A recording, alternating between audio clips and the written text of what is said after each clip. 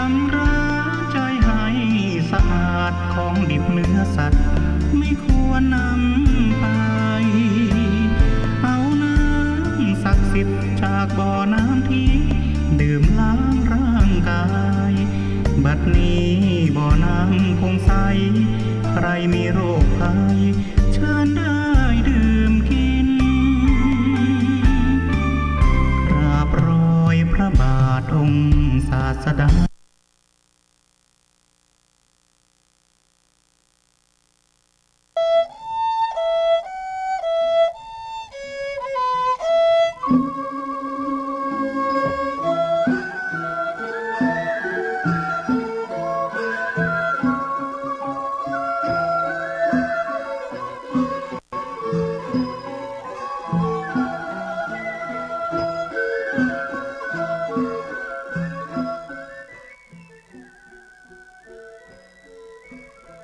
ก็น้อมใบสาบารมีธรรมของแก่เจ้าทั้งสาม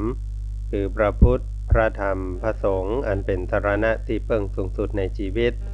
ขอกราบใบสาบารมีธรรมของพระมหาเถรานุเถระครูบาอาจารย์เจ้าตลายจุตนโจองค์อันมีพระเดชพระคุณหลวงพ่อพระเทพโกศลที่ปรึกษาเจ้าคณะภาคเจ็ดหลวงพ่อพระเทพปริยัติเจ้าคณะจังหวัดเชียงใหม่หลวงพ่อพระราชสิงหวรมุนีรองเจ้าคณะจังหวัดเชียงใหม่ฝ่ายงานเผยแพร่แล้วก็พระมหาเถรานุเถระครูบาอาจารย์เจ้าตลาดจุตนจุองค์ตลอดถึงขอเจริญพรมายังญาติโยมท่านสาธุชนพุทธบริษัททุกท่านที่ติดตามรับฟังรายการธรรมะเพื่อประชาชนทางสถานีวิทยุกระจายเสียงพระพุทธศาสนาแห่งชาติและสังคมคลื่นเพื่อการศึกษาพระพุทธศาสนาและวัฒนธรรมออกอากาศณวัดผาหินอำเภอเมืองจังหวัดเชียงใหม่และสถานีวิทยุเครือข่ายคลื่นกัลยาณธรรมของเฮาทุกๆคลื่นไม่ว่าจะเป็นทางวัดป่าแดงมหาวิหารวัดหนองกายอำเภอแม่แตงวัดพระนอนป่าเกตีอำเภอสารปีวัดจางกามป่าซางญาติโยมที่อยู่ตังห้วยหยาบห้วยไซออนใต้ออนกลางออนเหนือปูคาบวกกลางอยู่ตังสันบักเกียงแม่ห้อยเงินผาเมี่ยงดอยสะเก็ดอยู่ตังร้องสักสันทรายหลวงบ้านต่อป่าตันเมืองลังพระนอนขอนม่วงจังเผือกขวงสิงสุเทพจังการจังม่อยหายาพระสิงห์หลักที่อยู่ต่างอำเภอต่างจังหวัดต่างประเทศอยู่ทางอินเทอร์เน็ตและที่รับชมรับฟังอยู่ทาง VTV เคเบิลทีวีของคนเชียงใหม่ทุกท่านตัวเจ้าวันนี้มาปากันหลังจากที่ได้ฟังน้ำฟังธรรมจากตุลุงตุปี่ในวังจบไปเรียบร้อยนั้นเครือข่ายเปิ้นนัก ช่องทางเปิ้นหลายอย่างแขวนหน่อยเนาะแต่ว่านี่เป็นย่างภาคเสียงบ่ได้เนาะเปิ้นว่าไปไก่หลายตีหลายตังเจียงไฮ้ก็ไปเมืองป้าเมืองฝากก็ไปเนาะไปเป็นวิทยากรไปเป็นพิธีกรพิเศษได้มาพักเสียงแห่งกรรมตั้งวันผูกไปนี่เหมือนว่าจะคิวว่างนี่มันที่31ธันวานี่นะช่วงนั้นยาวเหยียดเนาะวันนี้สำนวนล้านนาภาษากำเมืองขอเสนอคำว่าบ่าเนื้อบ่าเนื่องบ่าเนื้อบ่าเนื่องนั่นก็คืออิรุงตุงนังนะอันยังเป็นอันยังกับมโหกะว่าจะเอามาห้อยให้งาม ขอสุมาภัยกะว่าจะเอาดอกไม้มาห้อยให้งามนะเป็นเจ้าเป็นพวงห้อยให้งามแต่ปรากฏว่าพอใส่ไปเรียบร้อยแล้วเป็นมันเนื้อมันเนื่องนะมันก็งามนะ แต่ว่ามันบางงามอย่าบางคนมีฝีมือเก็บดอกไม้มาจัดมาวางมาปล่อยมาห้อยมานักบหลายก็พองามดีบางผู้บางท่านมีความรู้สึกแต่ว่าฝีมือบ่มีพอใส่ไปแล้วมันเป็นมันเนื้อมันเนื่อง เพราะนั้นต้องเปิ้นว่า การจัดดอกไม้ต้องใช้ศาสตร์นั่นก็คือองค์ความรู้ที่จะต้องมีแล้วก็ต้องใช้ศิลปะอารมณ์และความรู้สึกแบบดอกไม้เอาใส่เข้าไปตัวจึงจะงามถ้าคนบ่มีฝีมือนี่เนี่ยได้ก็ตื่นมางามอย่างอาตมาภาพนี่นะเรื่องจัดดอกไม้นี่ขอร้อง ครับเรื่องมัดดอกนี่มัดดอกมัดดวงมัดผ้านี่บ่ได้เอามาหอบเป็นปุกนี่ได้อยู่ แต่จะจัดให้งามๆนี่บ่ได้ฝึกฝนมาทางด้านนี้ศิลปะทางด้านนี้ไม่มีจะต้องไปอาศัยคนที่เปิ้นมีศิลปะอย่างวันนี้มีงานไม้ดอกไม้ประดับเปิ้นเอาดอกไม้หลากหลายนานาพันธุ์มาจัดแปลงแต่งดาเป็นขบวนรถเพื่อร่วมเฉลิมฉลองกับเทศกาลไม้ดอกไม้ประดับของเมืองเชียงใหม่วันนี้ก็จะมีการแห่รถบุพชาติตลอดถึงเพิ่นเอาต้นไม้เอาดอกไม้เอาครัวกินครัวใจจากที่ต่างๆที่เกี่ยวกับเรื่องของพืชผลทางการเกษตรทางเกี่ยวกับไม้ดอกเนาะเอามาจัดมาอวดพี่น้องชาวบ้านชาวเมืองอยู่ในบริเวณสวนบวกหาดถ้าใครจะผ่านไปมีธุระจะผ่านไปตามบริเวณนั้นนี่ต้องคำนวณเส้นทางใหม่จะไปออกทางประตูเชียงใหม่จะไปออกทางประตูส่วนปรุงนี่ก็ยังว่ายากอยู่เนาะออกประตูเชียงใหม่นี่ก็พอได้หรือใกล้ๆประตูเชียงใหม่ออกประตูตาแปประตูจ้างเผือกประตูสวนดอกได้อยู่แต่ตาประตูสวนปรุงจะเลาะอันบวกหาดนี่ต้องคำนวณเส้นทางดีๆเพราะแถวนั้นช่วงนี้เปิ้นจะเทศกาลไม้ดอกไม้ประดับเนี่ยเอาไปพอเนอะบางที่ก็จะมีดอกอุดมสมบูรณ์พอละงั้มเป็นพวงระยะบางที่จัดมาก็จะเป็นมันเนื่อง นะก็ฝากครับญาติโยมท่านสาธุชนเฮาท่านทั้งหลายว่าช่วงนี้เป็นช่วงเทศกาลดอกไม้งามเมืองเชียงใหม่ไปพอไปกอยไปชื่นไปชมช่วงนี้ก็ซ้ำว่าใกล้อยู่ในช่วงของเทศกาลตรุษจีนโดยแถมเนาะก็จะมีพี่น้องถึงคนไทยคนจีนไหลหลั่งทางมาอยู่กันเต็มบ้านเต็มเมืองเพราะนั้นก็ไปยื้อไปพอไปก่อไปก้อยแล้วก็ในฐานะเป็นเจ้าของที่ในฐานะที่เป็นคนเมืองเชียงใหม่นะก็ถือว่าวันนี้แขกมาบ้านมาเมืองแปลงใจดีใจบ้านเนอะจะไปใจกรรมที่มันบ่ดีบ่ดักเปิ้นมาเอี่ยวบ้านเฮาบ่ว่าจะมาจากต่างจังหวัดบ่ว่าจะมาจากอำเภอจากต่างประเทศวันนี้ก็เป็นแขกของเรายิ้มแย้มแจ่มใสให้การต้อนรับสมนามกับเชียงใหม่ถิ่นไทยงามวันนี้งามด้วยกายงามด้วยวาจาแล้วก็งามด้วยใจต้อนรับแขกบ้านแขกเมืองด้วยจิตใจที่สดชื่นและก็เบิกบานเนาะดังนั้นก็ฝากกับหมอท่านทั้งหลายเนอะไปพักฟังเสียงเพลงกันสักหนึ่งเพลงแล้วก็กระเดียวปิกมาอู้มาจ้ามาปะกันแถมกำเนอ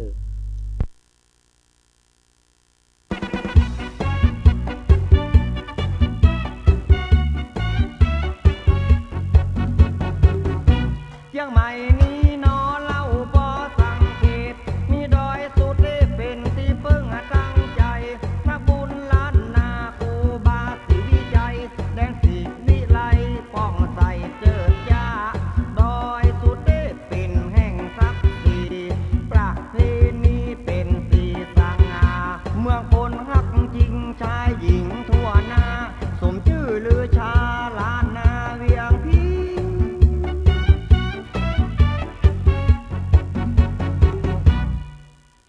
เปิ้นว่าเจียงใหม่ใจบุญย้ำปนปากหวานแป้งานลำปางชำเนียงเปิ้นชันบักไว้ว่าไปเลยรู้มันก็ยังเดียวกันนะกะจะไปอย่างใดลองฟังไว้ทีๆกะได้ยินเปิ้นเล่าให้ฟังนะถ้าเปิ้นเอาแป้งานลำปางกับเจียงใหม่มันดับบะเป้าแข่งกันนี่นะเปิ้นได้เป็นร้อยเขากำลังได้ที่50อยู่เอหรอกโอ้แล้วไปแย่บัดเต้ากันอ่ะก็กับชำเนียงมาเหมือนกันเนี่ยกะนั่นเจียงใหม่นี่1บะเป้า2บะเป้า3บะเป้าแป้งานลำปาง1เป้า2เป้า3เป้าเปิ้นได้เป็นร้อยเฮาบัดจันเปิ้นอีนะอันนั้นเปิ้นอูเอาม่วนบ่ได้ก็แน่ว่าขยับแข่งกันชักกำบ่เนาะน่ะมันฟังคำเล่าบัดเต้าทหารชิปทหารบัดเต้ากำพ่อนะหมู่เฮาเนาะ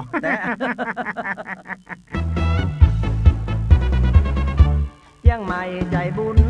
ลำพูนปากหวานนครลำปางเจริญก้าวหน้าประเพณีเมืองกระเดื่องเฟื่องฟ้าเป็นเมืองรถมาแต่ต้นตำนานเก่าแก่นมนานโบราณการชั่วการละนานดังทั่วโลกลาเจริญรุ่งเรืองเป็นเมืองรถมา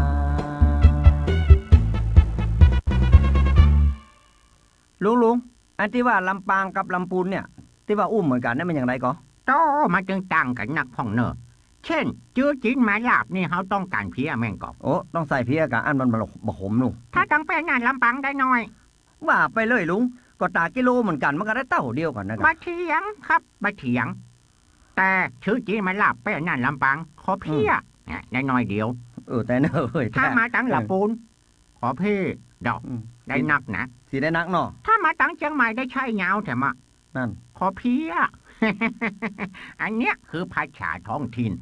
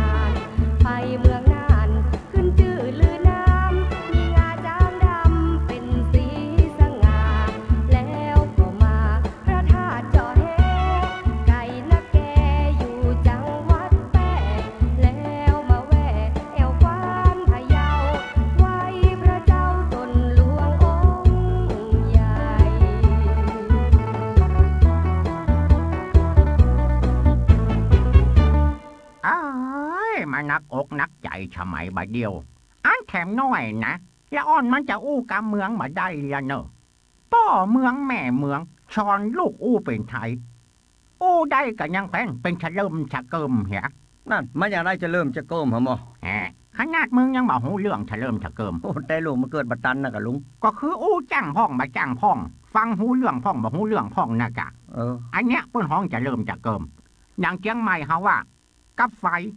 แม่งก็แม่นนะกะกับไฟนะกะคนไทยว่าไฟแช็กนั่นคนไทยหรอพวกว่าไฟลำปางว่าแถมยังว่าได้ฮะหมอแปมเนี่ยแปมว่าแม่นว่าเข้าไปพะเยาว่าแถมยังแปมโชว์เนี่ยแต่ละที่แต่ละท้องถิ่นโอ้บ่เหมือนกันกว่าผิดเพี้ยนไปคนเล็กคนน้อยแต่ว่าลูกหลานเฮ้ยจะอยู่ท้องถิ่นไหนก็แล้วแต่จะอู้ชันอู้ยาวก็แล้วแต่ฮักษาไว้เนอะภาษาบ้านเฮานะชันเน่บ้านเฮาก็คือภาษาท้องถิ่นของเฮาฮักษาไว้ดีๆเนอะลูกหลานเนอะ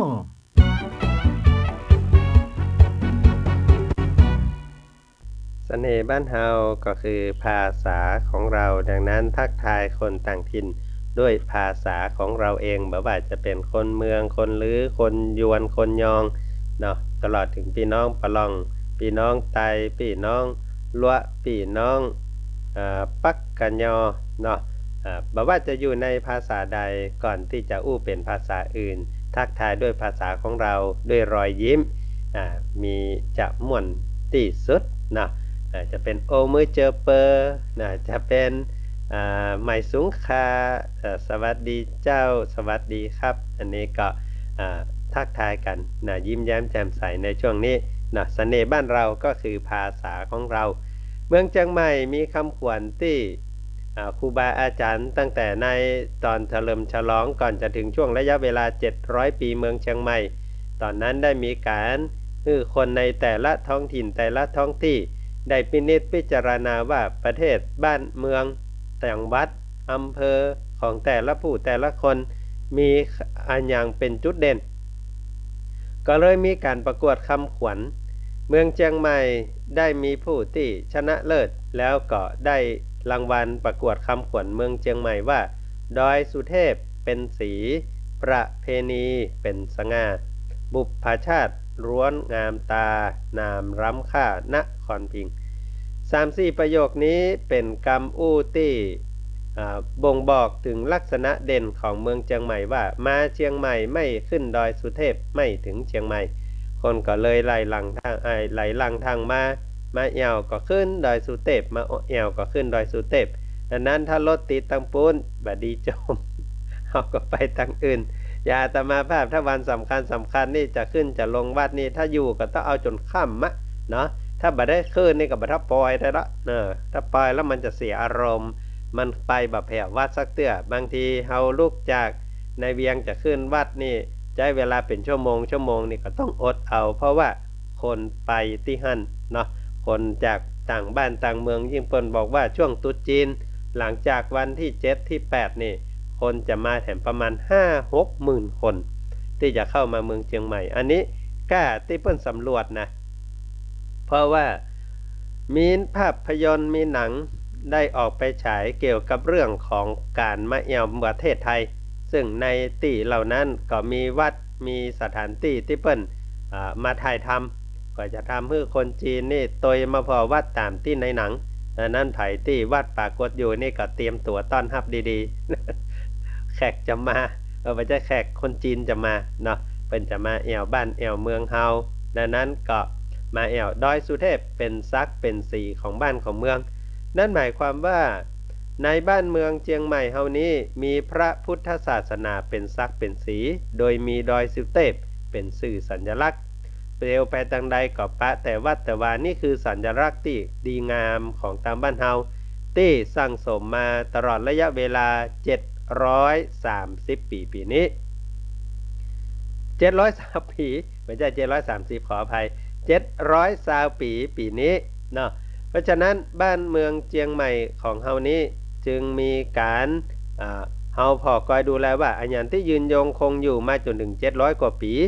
ก็คือพระพุทธศาสนามาเป็นอันดับหนึ่งนั่นไผจะมาทำลายสื่อสัญลักษณ์ไผจะมา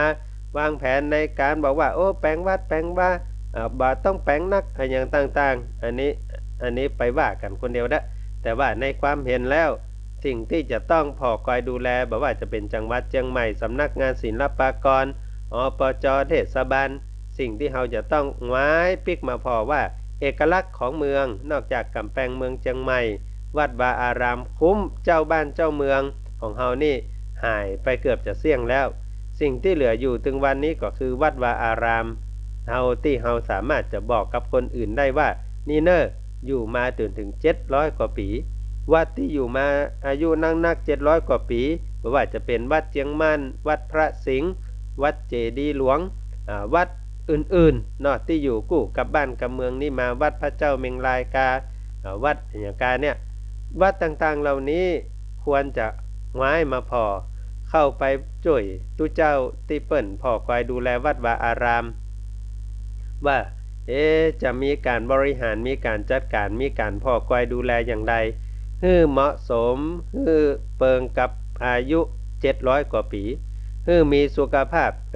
าพวัดแข็งแรงเนาะการพอคอยดูแลวัดที่มีอายุ700 กว่าปีเฮาก็ว่า100เป็น10ก็แล้วกัน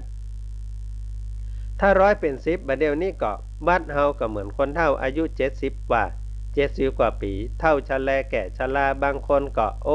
แขนยกบ่ขึ้นละบางคนขาก็บ่ไหวละบางวัดบางวานี่ก็ปวดหัวนอนหนังกงกกังงักน่ะนะเฮาก็ไปพอไปคอยไปดูไปแลบางวัดที่ลูกเต้าหลานเหลนเพิ่นดีก็แต่งตัวปฐมโมสังโฆเด้อ ไม่อุ้ยฮับแขกบ่ไหวป้าอุ้ยฮับแขกบ่แปะเหมือนกับว่าพระธาตุเจ้าดอยสุเทพวัดพระสิงห์วัดเจดีย์หลวงวัดเหล่านี้เป็นวัดกลางเมืองลูกหลานแต่งตัวดีแต่ลองไปพอเนิ่บดีแต่งตัวนักลำไปน่ะ แต่งนักเข้าเดี๋ยวจะบอกว่าตกลงแม่อุ้ยเผาอย่างนี่เนาะ แม่อุ้ยเอาเผาอย่างพอแต่งตัวออกมาแล้วปรากฏว่าอันนี้มันลวกกะอันนี้มันลื้อกันเนี่ยอันนี้มันเป็นอ่องนี่จ้ะแต่งตัวแบบเปิงไปแล้วอันนั้นวัดวาอารามต่างๆเหล่านี้อาจจะต้องมีการพอคอยดูแลให้เหมาะสมว่าเตียวเข้ามาแล้วมีความรู้สึกว่าอายุยืนยาวนานมากว่า700 กว่าปีมันมี2อย่างนั่นก็คือวัดที่เก่าๆพอแล้วอายุเป็น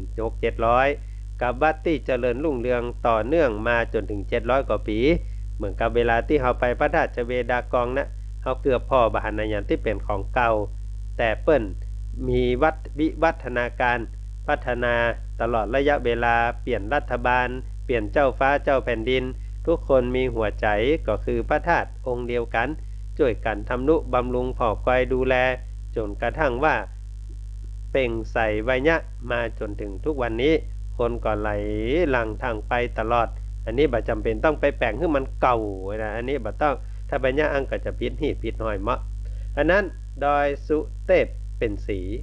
นั่นหมายถึงวัดวาอารามที่เจริญรุ่งเรืองสืบต่อมา2ประเพณีเป็นสง่า วัฒนธรรมที่สืบทอดมาบอกว่าจะเป็นวัฒนธรรมแห่งอาหารการกินที่อยู่มา700กว่าปีอาหารเมื่อ700กว่าปีที่แล้วมาจนถึงวันนี้มันคืออร่อยนะมันคืออร่อยเนี่ยที่มาถึงวันนี้เครื่องนุ่งห่มการแต่งเนื้อแต่งตัวของคนเวียงเจียงใหม่ที่มีอายุมา700กว่าปีคือแบบไหนนะมาจนถึงวันนี้สมัยพระเจ้าเมงรายสมัยที่พม่าปกครองสมัยที่เจ้าราชวงศ์อาทิตราชหรือว่าราชวงศ์กาวิระเข้ามาปกครองการแต่งตัวในยุคที่เปลี่ยนแปลงการปกครองจนกระทั่งถึงการแต่งตัวในยุคสมัยปัจจุบันมีอะไรเปลี่ยนแปลงไปก่อนเนี่ยเราจะได้เห็นพัฒนาการอย่างวันก่อนท่านอาจารย์วิลักษ์ศรีปาซางได้ประจัดเกี่ยวกับเรื่องของผ้านุ่งเนาะเป็นผ้านุ่งของทางล้านนาเฮาเราไปพอว่านี่คือพัฒนาการที่เป็นผ้าเจ้าผ้านายผ้าเจ้าบ้านที่มีอันจะกินกับผ้าของเจ้าบ้านกับผ้าของชนเผ่านี่แต่ละอย่างนี่มีพัฒนาการเสื้อผ้าเครื่องนุ่งห่มตู้เจ้าในสมัยก่อนแต่งตัวกันจะได้มาจนถึงปัจจุบันตู้เจ้าการนุ่งการห่มเป็นจะได้ผ้าผ่อนในอดีตมาจนถึงผ้าผ่อนในปัจจุบันมีผ้าจีวรของพระเถระที่ถูกเก็บไว้อันใดที่มีอายุเป็น 3-400 ปีเนี่ยถ้าเก็บได้ก็เอามาผ่อเอามาก้อย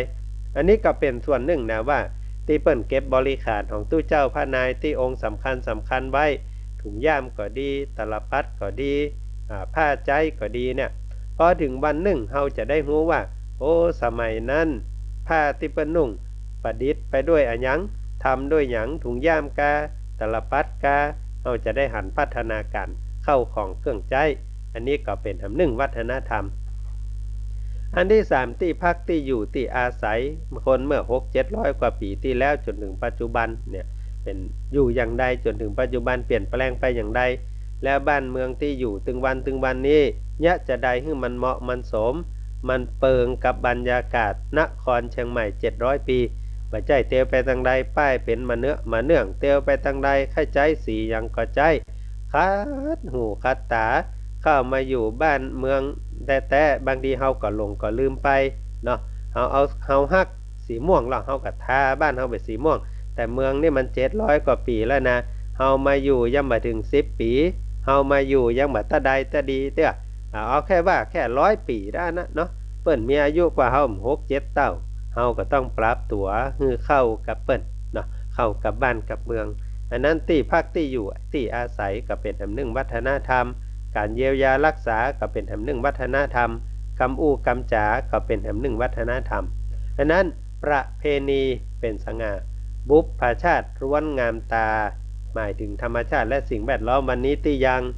ประดับประดาตกแต่งได้เอามาอวดมาอ้างที่ใส่รถนี่ถ้าเอาตามคำขวัญแต่นี่ที่มาอยู่บนรถนี่เพียงแค่ส่วนหนึ่งเท่านั้นแต่ถ้าอยากไปเห็นของจริงต้องเดินทางไปตามบ้านตามเมืองออกเดินทางจากเบียงไปพอสถานที่ต่างๆที่มีความร่มรื่นที่มีความอุดมสมบูรณ์ของธรรมชาติและก็สิ่งแวดล้อมดังนั้นบุพชาติร้วนงามตานี่ก็คือเตียวไปทางไหนหน้าฮ้อนก็มีดอกหน้าแล้งหน้าฝนก็มีดอกไม้หน้าฝนหน้าหนาวก็มีดอกไม้หน้าหนาวทุกฤดูกาลมีดอกไม้มีต้นไม้ที่ให้ความอุดมสมบูรณ์พอแล้วสดชื่นเป็นไปตามฤดูกาลอันนี้คือที่มาของคำขวัญว่าเชียงใหม่นี้เป็นเมืองที่ธรรมชาติและสิ่งแวดล้อมดีงามและก็สุดท้ายญาติโยมท่านสาธุชนทั้งหลายนามล้ำค่านครพิงค์ทั้งหมดทั้งมวลรวมกันบอกว่าจะเป็นพระศาสนาประเพณีวัฒนธรรมศิลปะตลอดถึงธรรมชาติและสิ่งแวดล้อมล่อล้อมกันเป็นหัวใจของบ้านของเมืองวันนี้ถ้าไผจะทำอย่างที่มันไปกระทบกระเทือนกับสิ่งแวดล้อมกระทบกระเทือนกับธรรมชาติทำให้บรรยากาศของบ้านของเมืองทำให้ธรรมชาติถูกทำลายอันนี้เท่ากับทำลายหัวใจห้องหนึ่งของบ้านเมืองถ้าเข้ามาบุกรุกทำลายวัฒนธรรมบอกว่าจะเป็นเรื่องของอาหารการกินบอกว่าจะเป็นเรื่องของการที่อยู่การอาศัย ไม่ว่าจะเป็นเรื่องของกำอู้กำจ๋าหรือว่าเรื่องราวของศิลปะต่างๆอันนี้ทำลายหัวใจห้องที่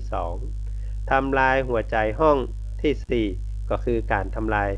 พระศาสนาที่อยู่คู่บ้านคู่เมืองมาตลอดระยะเวลา700ปี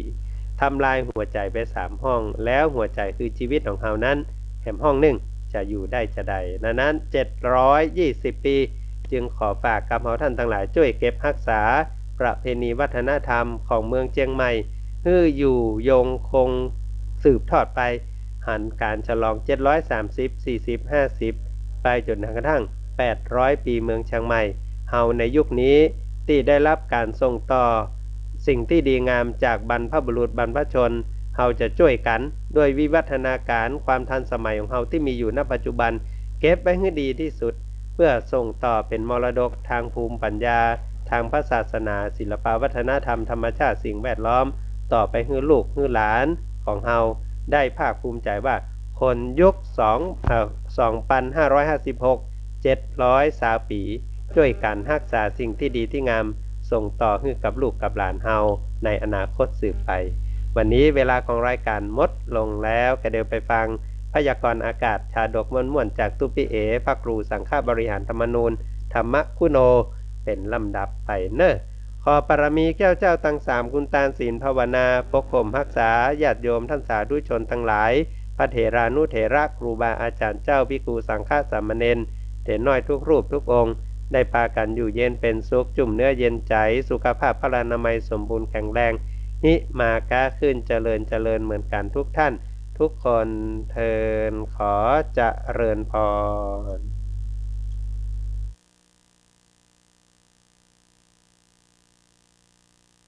ครูบาอาจารย์เจ้าโจตนโจองค์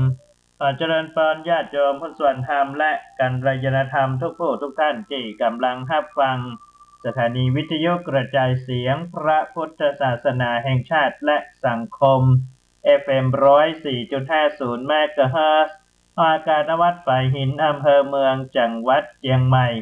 พร้อมด้วยคลื่นกัลยาณธรรมเว็บไซต์กัลยาณมิตร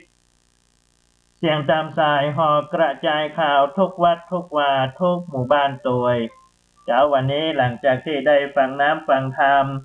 ในรายการมรดกธรรมการเมืองของท่านอาจารย์พระครูวิชิตศรีลาภรณ์วัดวังสิงห์คำรายการธรรมะเพื่อประชาชนของท่านอาจารย์พระครูธีระสุตพจน์สวดตุเจ้าหลวงวัดม่อนแสนสุขจบลงเป็นที่บรมวลไปเรียบร้อยแล้วก็มาพบปะอุจจากันในรายการเสียงจากชุมชนป่าแดงและสันทรายหลวงเป็นประจำ8 โมงถึง8 โมงครึ่งโดยประมาณเช้าวันนี้เป็นเช้าวันเสาร์ที่6 เดือนกุมภาพันธ์พุทธศักราช2559เริ่มต้นรายการด้วยพุทธศาสนาสุภาษิตประจำวันประจำเช้าวันนี้นำเสนอพุทธศาสนสุภาษิตในบทที่ว่ามัตตัญญุตาสัทธาสาธุมัตตัญญุตาสัทธาสาธุแปลว่าความรู้จักประมาณยังประโยชน์ให้สำเร็จทุกเมื่อความรู้จักประมาณยังประโยชน์ให้สำเร็จทุกเมื่อคำว่าประมาณในความหมายที่นี่ก็หมายถึงความพอดีบ่น้อยเกินไปบ่นักเกินไปบ่ตึงเกินไปบ่ย่อนเกินไปแต่คือให้มันอยู่กลางนะพอดีอันความรู้จักประมาณในไหนพ่ององค์สมเด็จพระสัมมาสัมพุทธเจ้าทรงตรัสว่ารู้จักประมาณในการนุ่งห่มนุ่งห่มตะกี้นี้ได้ฟังรายการธรรมะเพื่อประชาชนทางคณะอาจารย์พระครูธีระท่านได้กล่าวถึงการแต่งกายการนุ่งห่มในความเป็นวัฒนธรรมล้านนาบ่ว่าจะเป็นเผ่าพันธุ์ใดก็ตามที่อยู่ในอาณาจักรล้านนาก็มีประเพณีการนุ่งห่มแก่การนุ่งห่มในที่นี้ก็หมายถึงว่าถ้าเฮาใจนุ่งห่มเกินตัวคือมีนักเกินไปเสื้อผ้าอาภรณ์บางทีบางคนนี่มีเป็น 4-5 ตู้นะใส่บะตันสักเสื้อนะซื้อมาติ๊กซื้อมาติ๊กนะก็บ่ฮู้จะใส่ชุดไหนอันไหนนะพอมันนักขึ้นก็กลายเป็นสิ่งที่เป็นห้องว่าเกินตัวไปนะลกลุงลังนักไปพอมันอันนี้ไปก็เมินเข้าก็เอาไปทิ้งไปขว้างก็กลายเป็นขยะเป็นขยะก็ทำให้โลกร้อนละนี่เกินตัว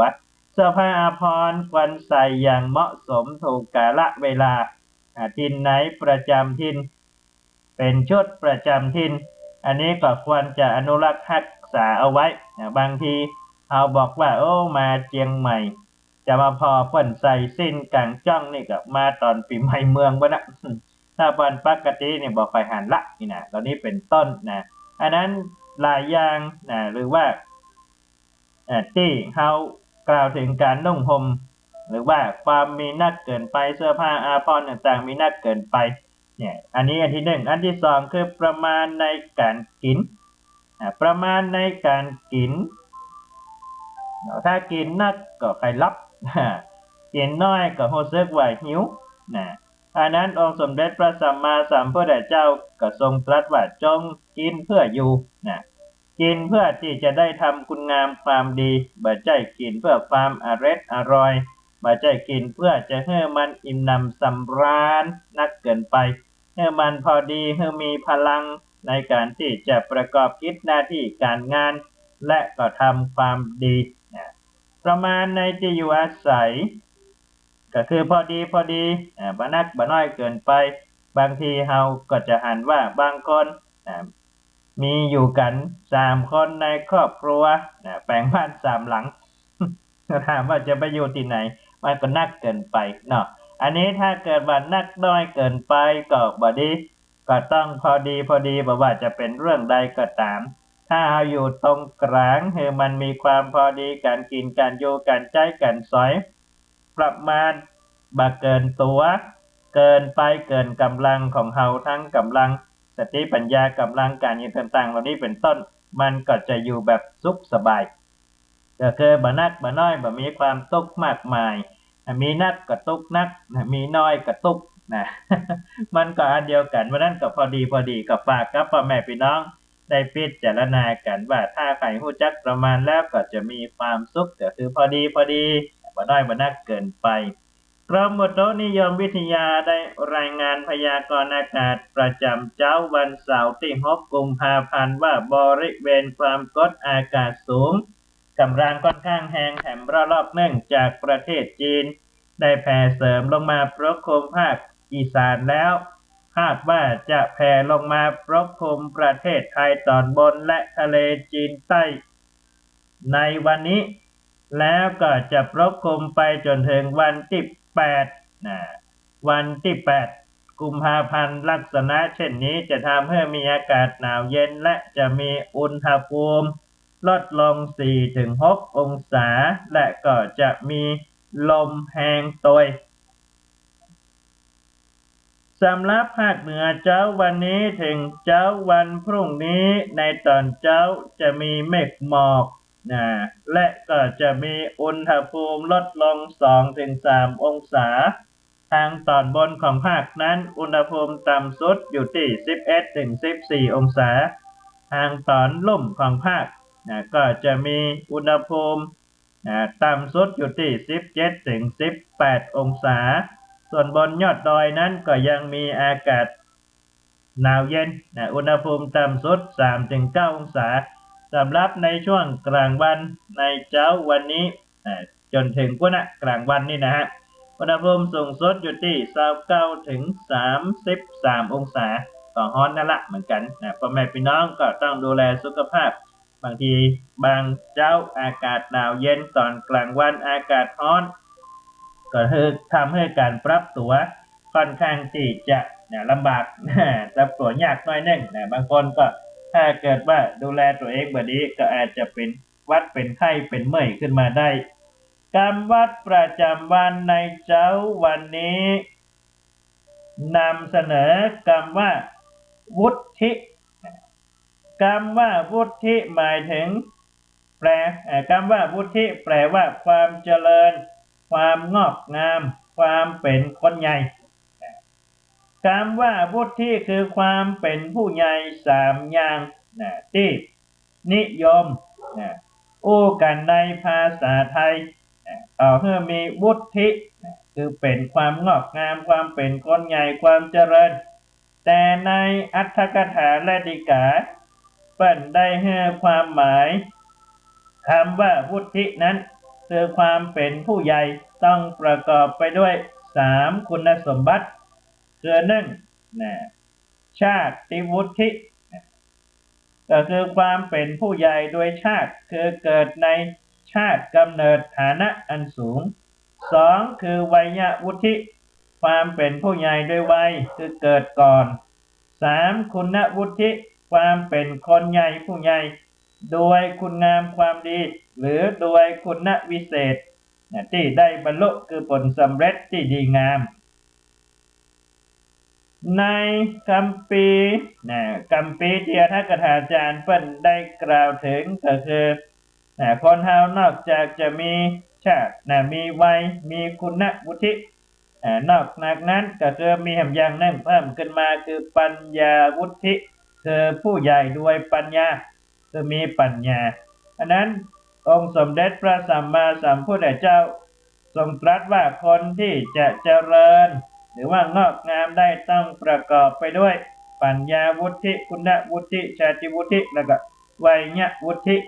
ก็คือความเจริญงอกงามโดยความเป็นผู้ใหญ่นั่นเองอันนี้ก็ฝากกับพ่อแม่พี่น้องไว้พิจารณากันในเจ้าวันนี้ตัว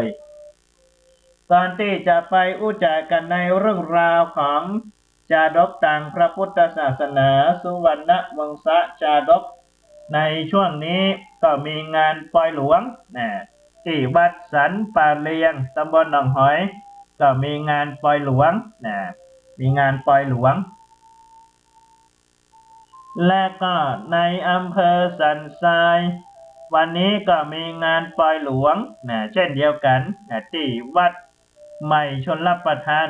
ตำบลหนองแยงอำเภอสันทรายจังหวัดเชียงใหม่ก็มีงานปล่อยหลวงเช่นเดียวกันและในวันพรุ่งนี้ที่วัดสันทรายหลวงก็จะมีงานทำบุญถวายผ้าป่าสามัคคีเพื่อที่จะได้สมทบทุนบูรณะปฏิสังขรณ์วิหารของวัดสันทรายหลวงซึ่งได้ดำเนินการโครงการดังกล่าวมาจะครบ1 ปีในเดือนมีนาคมที่จะถึงนี้ตอนนี้ก็ดำเนินการไปแล้ว70% ละก็เหลือแต่การตกแต่งการย่องการแต่งอันนั้นคณะพระป่าสามัคคีญี่ปุ่นเชียงใหม่โดยการนำของคุณโยมกัญญารัตน์คณกะคุณโยมพันธพัฒน์นวลดีโยมจุรารัตน์มาสุโอพร้อมด้วยพ่อแม่พี่น้องคณะศรัทธาวัดสันทรายหลวงก็ได้เห็นความสำคัญของการรักษาในเรื่องราวของสถาปัตยกรรมแบบล้านนาซึ่งวิหารวัดสันทรายหลวงนั้นก็บูรณะแบบสถาปัตยกรรมล้านนาก็ได้ร่วมใจกันในการที่จะตกแต่งองค์พระป่าสามัคคีมาเพื่อที่จะได้สมทบทุนในโครงการดังกล่าวในวันพรุ่งนี้ในช่วงเช้าก็จะเป็นการแต่งและก็หลังจากที่กินข้าวน้ำข้าวตอนแล้วก็จะได้ประกอบพิธีถวายพระป่าสามัคคีณวัดสันทรายหลวง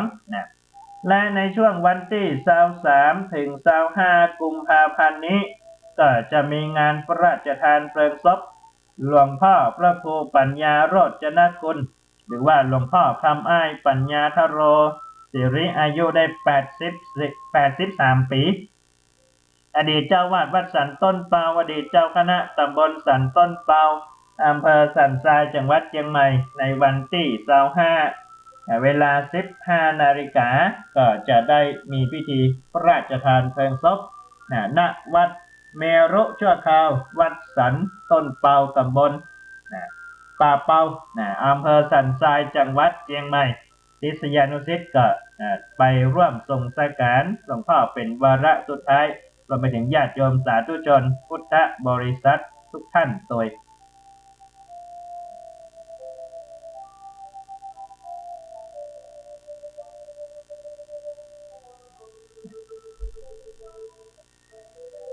8:16 นาทีพ่อแม่พี่น้องส่วนทำเรื่องราวของสุวรรณวงศชาดกในวันพรุ่งนี้เราจะได้พบกันเนื่องจากว่าเป็นวันพระวันศีลวันพรุ่งนี้เป็นวันไหว้ของพี่น้องเชื้อสายจีนในช่วงเทศกาลตรุษจีนตัวกับวันพรุ่งเป็นวันไหว้วันที่8เฮงเฮงเฮงเป็นวันแอลเนาะอ่างเปาจะซดมาทั้งเพกอะฮะ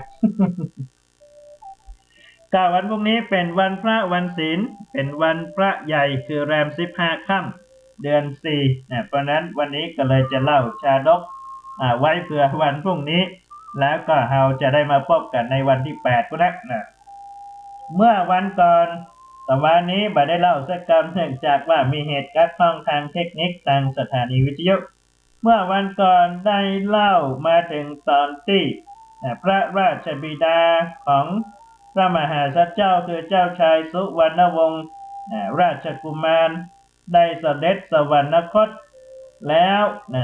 พระเจ้าจิตตวงศ์ซึ่งเป็นน้องบ่าวของพระเจ้ามหาวงศ์ผู้เป็นราชบิดาของพระมหาสัจเจ้าที่อยู่ในตำแหน่งของอุปราชหรือว่าอุปราชาก็ได้ขึ้นครองราชสมบัติแต่ที่จริงแล้วบรรดาผู้คนทั้งหลายนั้นต้องการจะให้พระมหาสัจเจ้าได้สืบทอดต่อ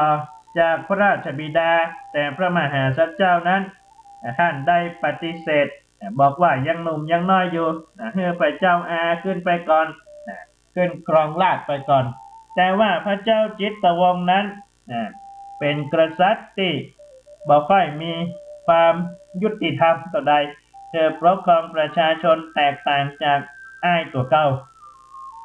พระมหาสัจเจ้านั้นพระองค์ได้กราบทูลลา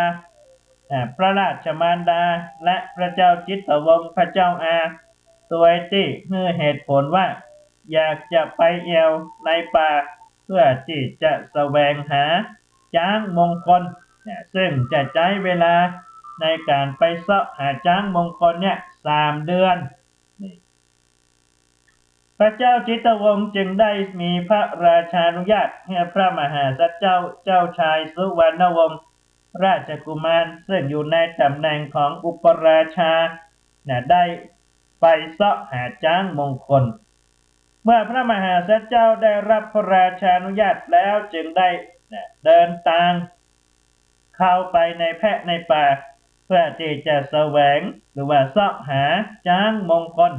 มงคลหัตถีในขณะที่พระมหาสัจเจ้าได้เดินทางไปเสาะหาช้างในแห่งเมืองหนึ่งชื่อว่าเมืองอริ ธมหานครบุรีอริ ธมหานครบุรีนั้นมีพระราชาพระนามว่า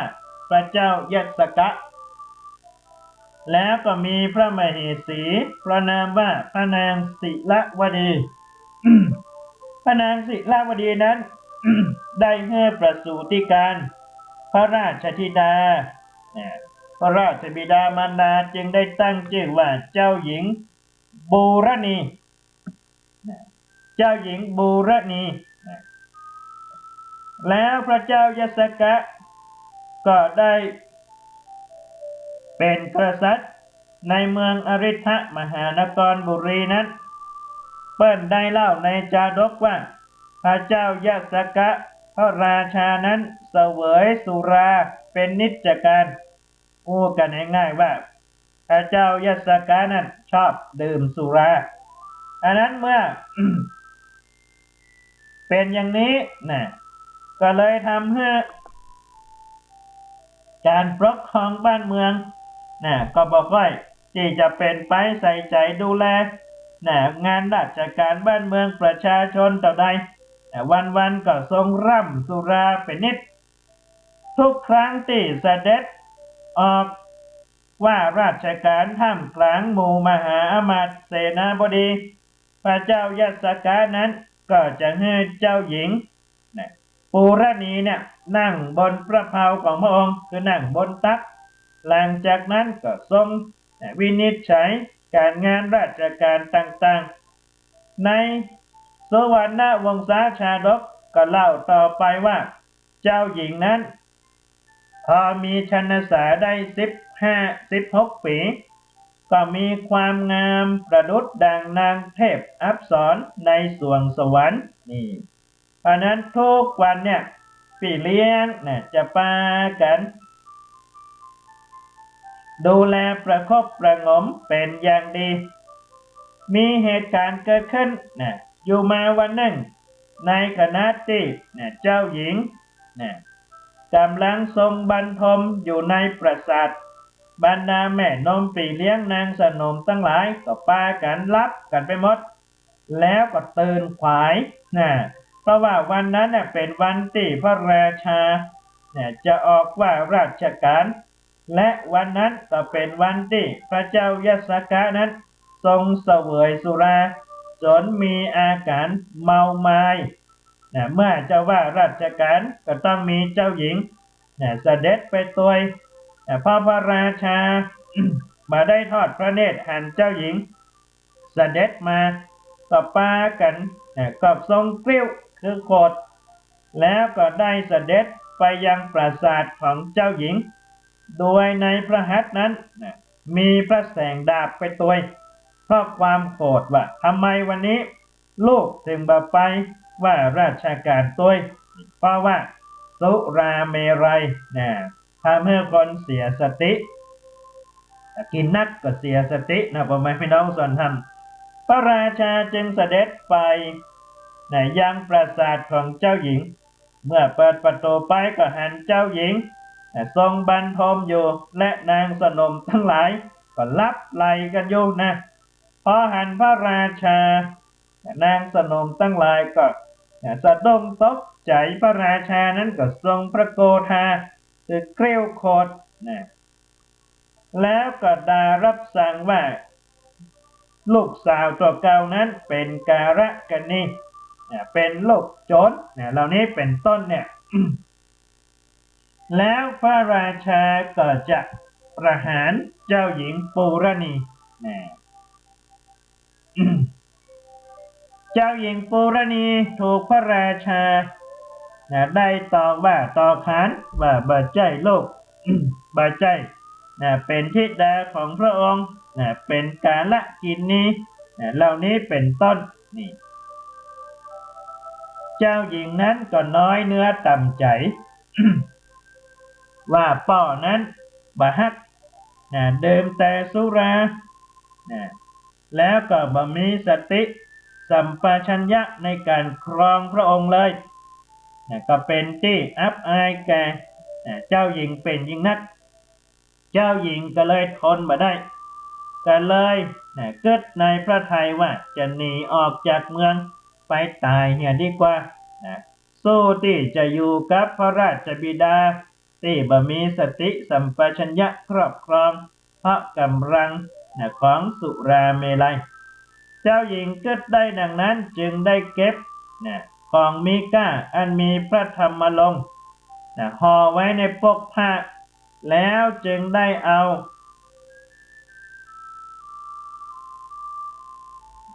เพิ่นบอกว่าแล้วเจ้าหญิงก็ได้เอาสีอันมันเป็นสีฝุ่น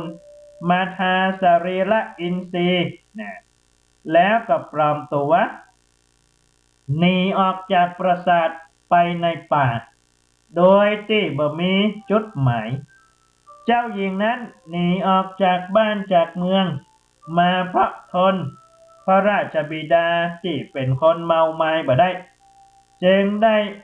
เดินทางไปอย่างบ่มีจุดหมายระยะเวลาในการหนีออกจากเมืองของเจ้าหญิงนั้น3 เดือนเจ้าหญิงต่อไปถึงอาสลมของพระดาบสคือพระฤาษีองค์หนึ่งเจ้าหญิงได้หันอาสรมจึงได้เข้าไปขออาศัยยังพักกับพระฤาษี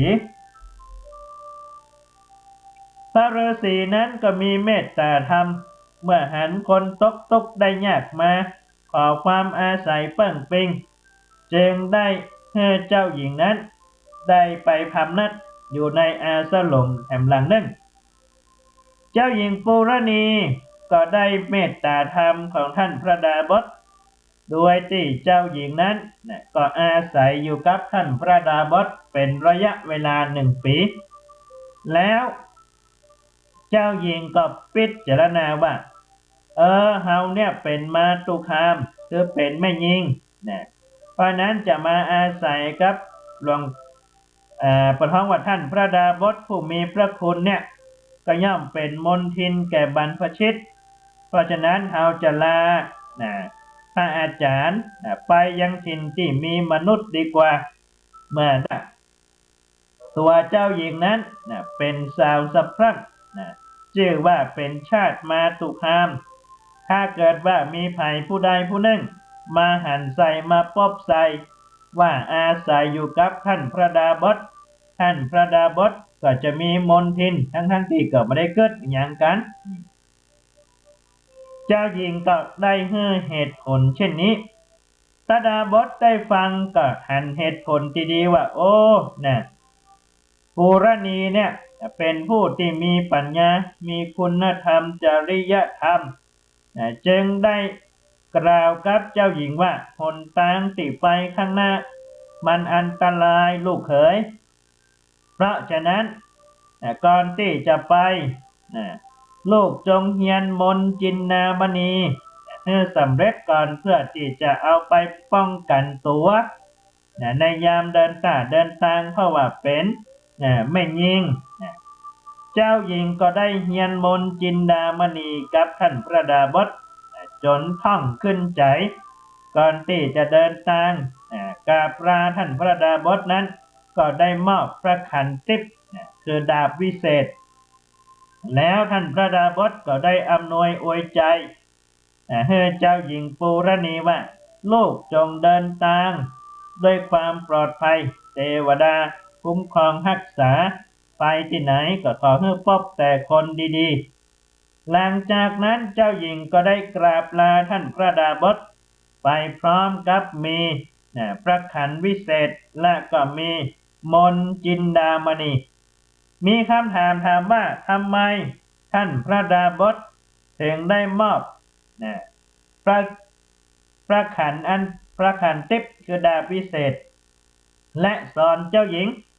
ให้ได้ท่องบนมนต์จินดามณี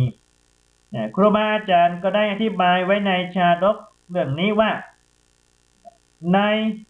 ครั้งหนึ่งมีวิทยาธรผู้หนึ่งอาศัยอยู่ที่ดอยคันทะมาบรรพตขันธนะมาบรรพตแล้วทิพยาธรตนนั้นก็มีภรรยาอยู่มาวันหนึ่งก็ปากันไปเอวแล้วก็มีวิทยาธรแถมตนหนึ่งอยู่ดอยสุทัศนบรรพตพอไปหันก็อยากได้เมียเปิ้นผู้ง่ายก็เลยเข้าพบปุ่งแย่งชิงกันสุทัศนะบาสามารถจะสู้กับวิทยาธรคันธมาทะได้ก็เลยตกมาจากอากาศแล้วก็ลบหนีไปอาศัยอยู่กับท่านพระดาบสองค์นี้แล้วก็ได้รับการช่วยเหลือจากท่านพระดาบสพอหายดิบหายดีแล้วจึงบ่มีอย่างตอบแทนก็เลยได้มอบดาบวิเศษนี้ให้กับท่านพระดาบสเป็นสิ่งตอบแทนเรื่องราวจะเป็นจะใดพระมหาสัจเจ้าจะได้พบกับจ้างมงคลเจ้าหญิงปูรณีจะมีวิบากกรรมเช่นไรนั้นต้องติดตามกันต่อไปในวันต่อไปคือวันพรุ่งนี้ยัง1 วันเป็นวันพระวันพรุ่งนี้เป็นวันพระวันศีลจวนเชิญทุกท่านมากลั่นจิตให้ใสกลั่นใจให้เป็นบุญในวันพระวันศีลเพื่อความดีงามในชีวิตและช่วยกันอุปถัมภ์ค้ำจูบวรพระพุทธศาสนาให้ยั่งยืนต่อไปขอความสุขสวัสดีจงบังเกิดมีแด่ทุกท่านขอเจริญพร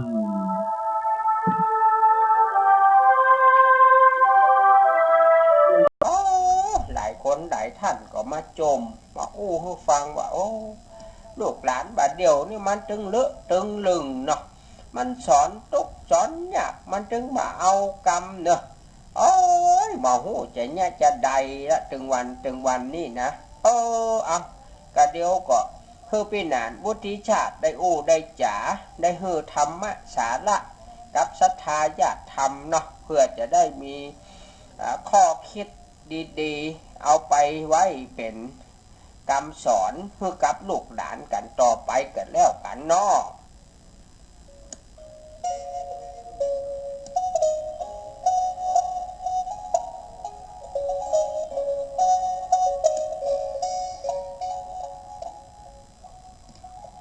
ครับท่านผู้ฟังครับปิกมาผู้จากันเนาะก็ก่อนอื่นก็ต้องขออนุโมทนาบุญแล้วก็ขอบคุณกับทางสถานีวิทยุ FM 104.50 เมกะเฮิรตซ์ท่านอาจารย์พระครูวิสุวัฒน์วรกิจโจเนาะท่านเป็นผอ.สถานีวิทยุเป็นรองเจ้าอาวาสวัดฝ่ายหินเป็นผู้ที่ดูแลสถานีวิทยุแล้วก็ให้โอกาสกับพี่นานวุฒิชาติได้มาอู้จ๋ากับญาติธรรมแฟนรายการทางคลื่น FM 104.50 แฟนรายการคลื่น FM 96.0 เมกะเฮิรตซ์ซึ่งตอนนี้จะว่าไปว่ามานะเปิ้นก็บอกว่าประมาณแบบผีบ่มีสารนะ จริงแล้วมันไม่ใช่นะก็คือว่าปกติเปิ้นก็ฟัง96กันด้วยตลอดแต่ว่าช่วงนี้96ก็กำลังมีการปรับเปลี่ยนผังรายการแล้วก็อันอย่างแฮมหลายอย่างซึ่งก็คงดำเนินการอยู่เนาะก็ตามที่ได้อู้จากันไว้ว่าประมาณสักวันที่23กุมภานะน่าจะได้เปิดออกอากาศกันแฮมครั้งหนึ่งนะครับแต่ว่าในช่วงนี้แฟนรายการ96ก็ค่อนข้างจะเคว้งคว้างกันน้อยเนาะเกิดแล้วก็อินดูเหมือนกันในส่วนของพี่นานก็บาสามารถที่จะไปช่วยเหลืออย่างกันได้เนาะก็คงต้องปฏิบัติตามหน้าที่ที่ได้รับมอบหมายมีอย่างแหมหลายๆอย่างที่ยังบ่เรียบร้อยเตื้อนะครับแต่ว่าพี่นานก็บะลืมแฟนรายการขึ้น96แฟนรายการ 104.50 ก็ได้มาอู้มาจ๋ากู้เจ้า8 โมงเกิงถึง9 โมงก็วันจันทร์ถึงวันติดนะก็จะจัดตั้งแต่วันที่1ไปจนถึงวันที่19กุมภาซึ่งทางนี้และทางนั้นก็ต้องขอบคุณทางผู้บริหารสถานีวิทยุ FM 104 วัดฝ่ายหินเนาะที่เปิดให้โอกาสให้มีเวลาก็พี่นานก็บ่ฮู้จะช่วยเหลือตั้งสถานีได้อย่างใดก็ขอใจเสียงนี้ผู้เอิ้นเชิญชวนสำหรับพ่อแม่พี่น้องท่านใดที่จะทำบุญทำทานอย่างใดอย่างหนึ่งในวันสำคัญของท่านก็ขออย่าไปละอย่าไปลืมวัดฝ่ายหินเด้อเพราะว่าวัดฝ่ายหินเฮามีลูกพระลูกเนนนักเป็นร้อยเพราะเฮามีสำนักเรียนฉะนั้นกับข้าวกับน้ำแต่ละมื้อแต่ละวันนะบ่ว่าจะเป็น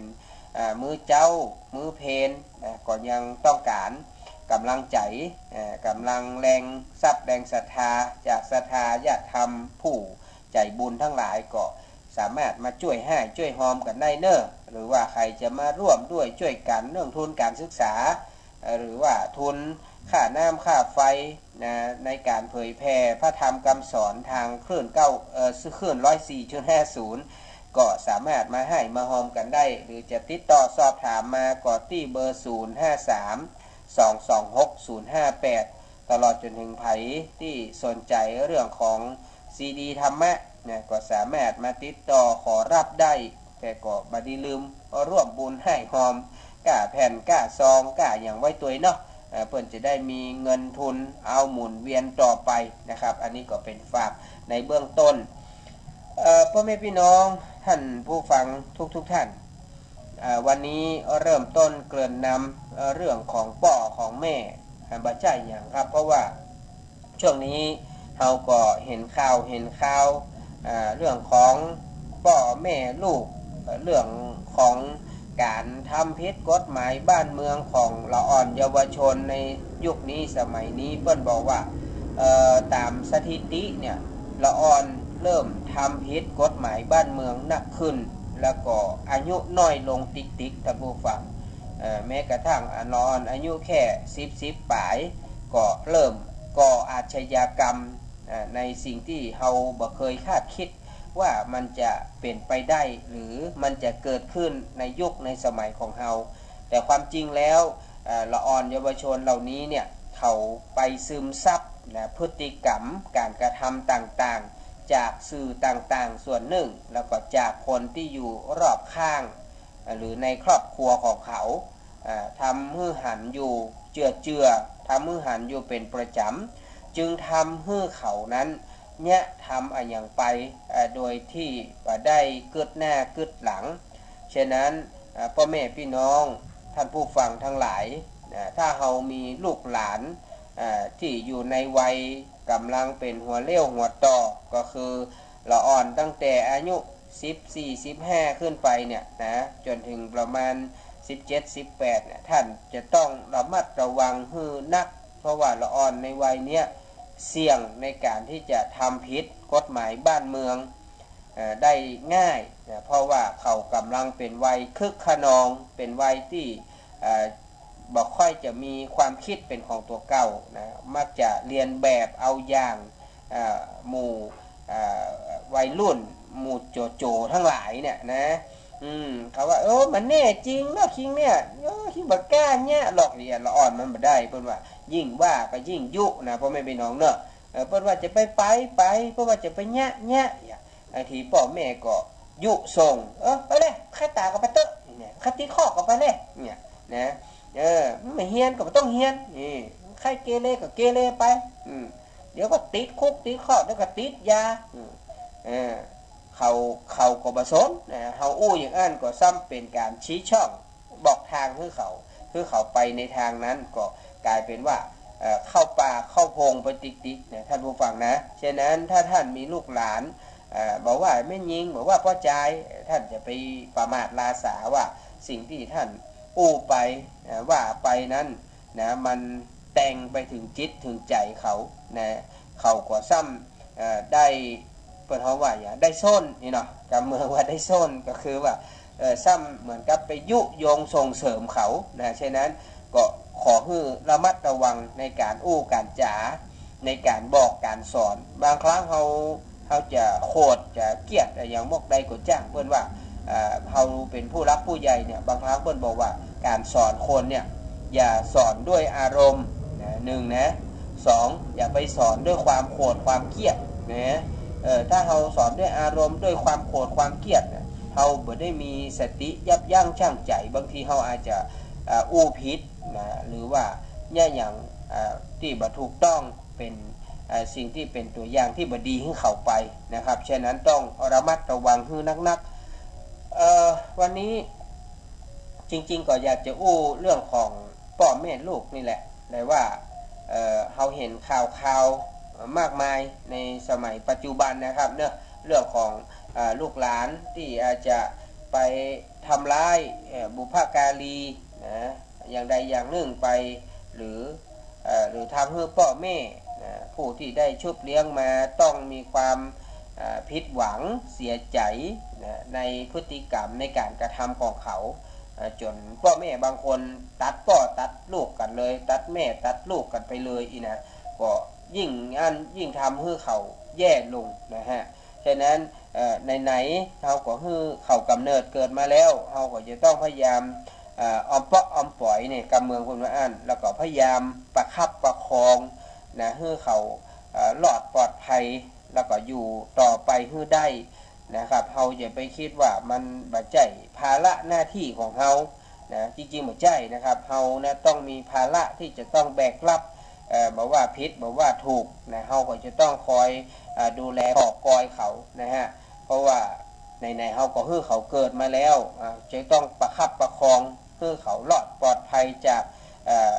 ปักเกี่ยวปากกาจากพยานอันตรายที่อยู่รอบข้างเคียงเขาให้ได้นะครับแล้วถึงจุดหมายปลายทางแล้วเขาก็สามารถที่จะปล่อยได้แล้วก็ทำให้เขาดำเนินชีวิตไปด้วยตัวของเขาเองนะดังนั้นความเป็นพ่อเป็นแม่นั้นมันไม่ได้เป็นการเพียงแค่ให้เขาเกิดมาแล้วก็เลี้ยงดูเขาไป ส่งเขาห้ามเฮียนจบแล้วก็ตัวภัยตัวมันบ่ใจแต่ว่าความเป็นพ่อเป็นแม่นั้นมันต้องเป็นไปตลอดชีวิตนะจนกว่าจะตายจากกันนะบ่ว่าเขาตายจากเฮาหรือเฮาตายจากเขาความสิ้นสุดของความเป็นพ่อเป็นแม่ก็จะหมดลงไปฉะนั้นละอ่อนสมัยเดียวนี้มันต้องยอมรับนะว่ามันเป็นสมัยยุคโลกาภิวัตน์นะโลกาภิวัตน์นั้นก็คือเทคโนโลยีต่างๆมันเจริญนะเจริญมากนะท่านผู้ฟังสังเกตหันก็เดี๋ยวนี้มีเฟซมีไลน์สามารถอู้กันทางวิดีโอไลน์นะสามารถหันหน้าหันตาแล้วก็เหล่านี้มันเป็นช่องทางที่ทำให้เขานั้นทำอย่างที่ผิดศีลผิดธรรมผิดกฎหมายบ้านเมืองได้นะเดี๋ยวนี้ผมเห็นข่าวมีการเพราะอย่างโทรศัพท์หากันโดยเป็นเงินเป็นทองนะก็คือว่าโทรเป็นวิดีโอคอลหรือว่าวิดีโอไลน์เนี่ยนะแล้วก็ยอมที่จะสุมาเตอร์นะปลดเปลื้องเสื้อผ้าอาภรณ์เพื่อแลกกับเงินกับอย่างนี้นะหรือแม้กระทั่งการขายบริการนะท่านผู้ฟังเดี๋ยวนี้ทางเจ้าหน้าที่เปิ้นก็ตรวจสอบกันนะถ้าเปิ้นหูว่าลูกหลานไผยังทำแบบนี้เนี่ยก็เตรียมตัวเตอะโดนจับโดนยับแน่นอนแล้วมันก็จะสร้างความเสื่อมเสียหายคือเกิดขึ้นกับผู้ปกครองตัวนะฮะเพราะถือว่าผู้ปกครองก็ต้องมีความผิดในการที่ปล่อยปะละเลยลูกของท่านคือไปเนี่ยไปทำสิ่งที่บดีเหล่านี้นะฮะดังนั้นสมัยนี้มันบ่ใช่ปลอดภัยนะครับสมัยตาสับปะรดในยุคนี้นะบางทีเขาโหลดวิดีโอกันแล้วเขาก็ถ่ายคลิปกันไว้วันแรกก็เอามาแบล็กเมย์กันเอามาฮ้องเงินฮ้องทองบางทีพ่อแม่ก็จำเป็นต้องจกเงินจกทองเสียให้เขาไปนะโดยหูเท่าบ่ถึงการของลูกหลานเฮาฉะนั้นก็จะต้องพยายามระมัดระวังผมเคยเห็นบางที่บางบ้านเปิ้นจะมีคอมพิวเตอร์นะเปิ้นจะมีอย่างเงี้ยเปิ้นจะบ่ฮื้อเอาไปไว้ในห้องนะเปิ้นจะฮื้อเอามาไว้ที่ห้องรับแขกห้องรวมใครจะเล่นหยังใครจะพ่อหยังก็สามารถที่จะยื้อพอหันกันได้นะอันนี้ก็เป็นแนวความคิดที่ดีเหมือนกันเพราะว่าเป็นการระแวดระวังลูกหลานเฮาถ้าเอาไปไว้ในห้องในฮับเขาล็อกประตูเฮาก็บ่ฮู้บ่หันกับเขาไปเนี่ยไปทำอย่างกันก็บ่ฮู้ดึกเดินกลางคืนบางทีบ่หลับบ่นอนเจ้าก็บ่ค่อยลุกจะไปโรงเรียนก็บ่ค่อยไปเนี่ยท่านผู้ฟังนะเริ่มบ่อยากกู้กับพ่อกับแม่อยากอยู่คนเดียวนะมายุ่งเกี่ยวกับไผเนี่ยเริ่มเก็บตั๋วเนี่ยอันตรายนะครับเพิ่นถึงสันนิษฐานว่าถ้าบ่ติดเกมติดเฟซติดไลน์ติดแชทมาอันก็ติดยานะครับฉะนั้นต้องระมัดระวังกันให้ดีนะเพราะว่ากว่าเราจะเลี้ยงเขาใหญ่มาได้เนี่ยนะเราก็ลงทุนไปบ่ใช่น้อยๆเนาะพ่อแม่พี่น้องเนาะอันนั้นก็ต้องช่วยกันพอคอยดูแลความเป็นพ่อเป็นแม่นั้นมันบ่สามารถที่จะทอดทิ้งภาระธุระได้นะครับสมัยเดียวนี้อันกฎหมายเปิ้นบังคับแต่ท่านผู้ฟังแม้กระทั่งเด็กแว้นทั้งหลายที่เอารถเครื่องรถยนต์ไปขับบนถนนหนทางโดนตำรวจเปิ้นจับยับได้เปิ้นจะต้องฮ้องพ่อแม่นี่นะไปเซ็นรับทราบข้อกล่าวหานะไปรับผิดรับชอบเลยเนาะทั้งผิดทั้งชอบนั่นนะรับผิดชอบนั่นนะถ้าว่ามีการคาดโทษถ้าว่าครั้งแรกเตือนแล้วนะประกันออกมาแล้วครั้งที่2ยังมีรถก็จะโดนยึดพ่อแม่ก็จะถูกดำเนินคดีนะฉะนั้นถ้าท่านมีลูกเป็นวัยรุ่นชอบแว้นชอบอย่างนี้ต้องระมัดระวังเฮาจะต้องตัดไฟแต่ต้นลมบางครั้งต้องยอมใจแข็งนะบ่ต้องให้เขาเอาไปขี่ไปใจถ้าไปโรงเรียนก็เอาไปมาค่ำแมลงห้ามมารถออกบ้านล็อกกุญแจอะไรอย่างก็ว่าไปเถอะนะต้องมีวิธีการจะต้องตั้งกฎกติกาให้กันว่าเนี่ยอย่างใดได้หรือเนี่ยอย่างใดบ่ได้นะเขาอาจจะต้องตัดค่าขนมนะตัดค่าใช้จ่ายของเขาลงนะบางครั้งเนี่ยมันจำเป็นนะฮะที่พ่อแม่จะต้องใจแข็งจะไปเลี้ยงลูกด้วยเงินนะบางทีบ่มีเวลาฮื้อก็เอาเงินฮื้ออย่างเดียวนะ ละอ่อนก็แย้มได้เงินได้ทองก็เอาไปกินไปใช้เอาไปใช้ในที่สิ่งที่ประจำเป็นสิ่งมาสมควรนะเฮาก็ฮู้เนาะบางทีก็ฮื้อเปื้อนฮื้อฝูงไปเล่นยงเล่นยาเฮาก็บ่ฮู้นะครับหรือว่าเอาไปฮื้อแม่ย่าแม่ยิงพ่อจ่าพ่อจายเฮาก็บ่ฮู้เหมือนกันนะยิ่งสมัยบัดเดียวลูกหลานมาเฮียนอยู่ในหัวในเวียงมาเจ้าหอพักบางทีก็เป็นหอชายที่ก็หอหญิงแต่เขาก็ตึงล่อมแล่มไปหากันได้พ่อแม่พี่น้องเนาะคนสมัยบัดเดียวเฮาจะได้มัดแข้งผูกขาเขาไว้หรอถ้าเขาล็อกโซ่ล็อกกุญแจไว้ดีกะนะเขาไม่ง่ายอย่างนั้นฉะนั้นเขาก็จะต้องระมัดระวังนะว่าลูกเขามันผิดปกติไปหรือเปล่ามันแต่งตัวเวอร์ไปไหมหรือว่ามันจ่ายเงินหนักขึ้นนะมันมีอย่างผิดสังเกตนะแต่ร่างกายของมันผิดปกติไปอย่างใดอย่างหนึ่งก็ต้องช่วยกันพอช่วยกันกอยในความเป็นพ่อเป็นแม่นะครับแล้วก็ความจริงแล้วถึงลูกเต้าสมัยบัดเดียวมันต้องมาเหมือนคนตะก่อนถ้าผู้ฟังจะไปตั้งความหวังอย่างไว้นักอย่าไปตั้งความหวังไว้สูงหลายคนนี่ไปคิดที่จะตั้งความหวังไว้กับลูกกับเต้านักมันต้องได้เป็นอย่างอันเป็นอย่างอี้บางทีส่งลูกคือห้ามคือเฮียนวันแน่มันจะต้องเป็นครูเป็นหมอเป็นพยาบาลเป็นตำรวจทหารเป็นข้าราชการเป็นนักธุรกิจเป็นอย่างเฮาไปตั้งไว้มากมายก่ายกองบางทีเฮาบ่ได้พอลูกพอหลานเฮาว่าสติปัญญาสมองอ่องอเขาเนี่ยมีนักมีน้อยมอกใดเฮาก็บ่ฮู้นะครับความตั้งใจเล่าเรียนศึกษาของเขามีมอกใดนะฉะนั้นก็อย่าไปตั้งความหวังไว้สูงล้ำไปเพิ่นว่าต้องเพื่อเหลือเพื่อขาดก็หมายความว่าเอาเกิงกลางไว้ก่อนถ้าเขาทำได้ดีเขาก็มีรางวัลให้เขาก็มีคำชมแต่ถ้าเขาทำบดีเขาก็จะไปด่าไปว่าเขาก็ต้องพยายามให้กำลังใจเขาบ่เป็นยังลูกบ่เป็นยังนะเขาก็พยายามใหม่เนาะคะแนนบดีเทอมนี้เทอมแน่ตั้งใจใหม่นะลูกเนาะเดี๋ยวถ้าลูกทำได้เดี๋ยวพ่อแม่จะมีรางวัลให้เนอะมันก็เหมือนเป็นการช่วยให้มีแรงพักดันเขาทำให้เขานั้นมีความขยันขันแข็ง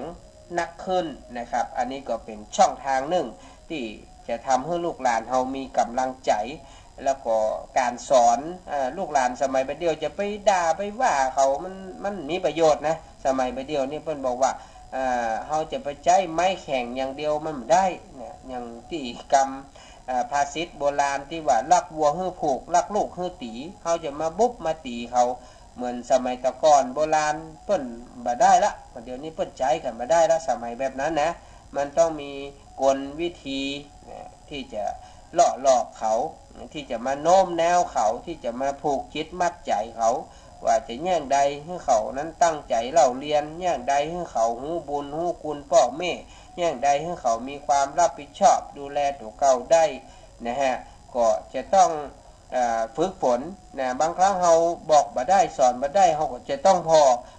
ดูว่าเขาเชื่อไผฟังไผเราก็จะต้องให้คนเหล่านั้นช่วยเราหรือเขาชอบอะไรหยังบ่ชอบอะไรหยังเราก็จะต้องรู้จักสังเกตสังกาลูกหลานเรานะครับเราถึงจะได้เดาใจเขาถูกนะครับเราบ่ฮู้นะใจเขาเกิดอะไรหยังนะเหมือนมีศรัทธาญาติธรรมหลายท่านมาเล่าให้พี่นานฟังว่ามีความตุกอกตุกใจลูกหลานบัดเจือถ้อยฟังกรรมมันลึมันลึงอย่างสอนอย่างลิ้นยังมาตันเข้าปากมันเถียงแบบมันตึบตีนเบิ้นปากเตียวหนีนะช้ำใจเสียใจเขาอุตส่าห์เลี้ยงมันมาแต่เล็กแต่น้อยอันนี้หมู่ที่เป็นปู่ย่าตายายลุงป้านะเนี่ยเปิ้นน้อยใจนะเปิ้นอุตส่าห์เลี้ยงเปิ้นมาอุตส่าห์สอนอุตส่าห์สั่งมันบ่ค่อยเอากรรมนะดังนั้นก็ทำให้หลายๆคนผิดหวังแล้วก็เสียใจนะครับท่านผู้ฟังอันนี้ก็บ่เป็นอย่างเนาะเฮาก็พยายามทำใจเพื่อไว้อย่างที่พี่นานว่านะเฮาจะต้องเผื่อใจนะเฮาจะไปคิดว่ามันจะได้ดังใจเฮาเนาะอันนี้ย้อนกลับมาความหวังของพ่อแม่ก็บ่หวังหยังเพิ่นว่ายามแก่เฒ่าหวังเจ้าเฝ้ารับใช้ยามป่วยไข้หวังเจ้าเฝ้ารักษายามเมื่อถึงคาตายวายชีวาหวังเพียงเจ้าปิดตาคาสิ้นใจสิ้นลมก็อันนี้เป็นเรื่องธรรมดานะอันนั้น ถ้าเฮาว่าเวลาเฮาเจ็บป่วยบ่สบายก็หวังลูกเต้าเอายุกเอายาเอาข้าวเอาน้ำมาให้กิน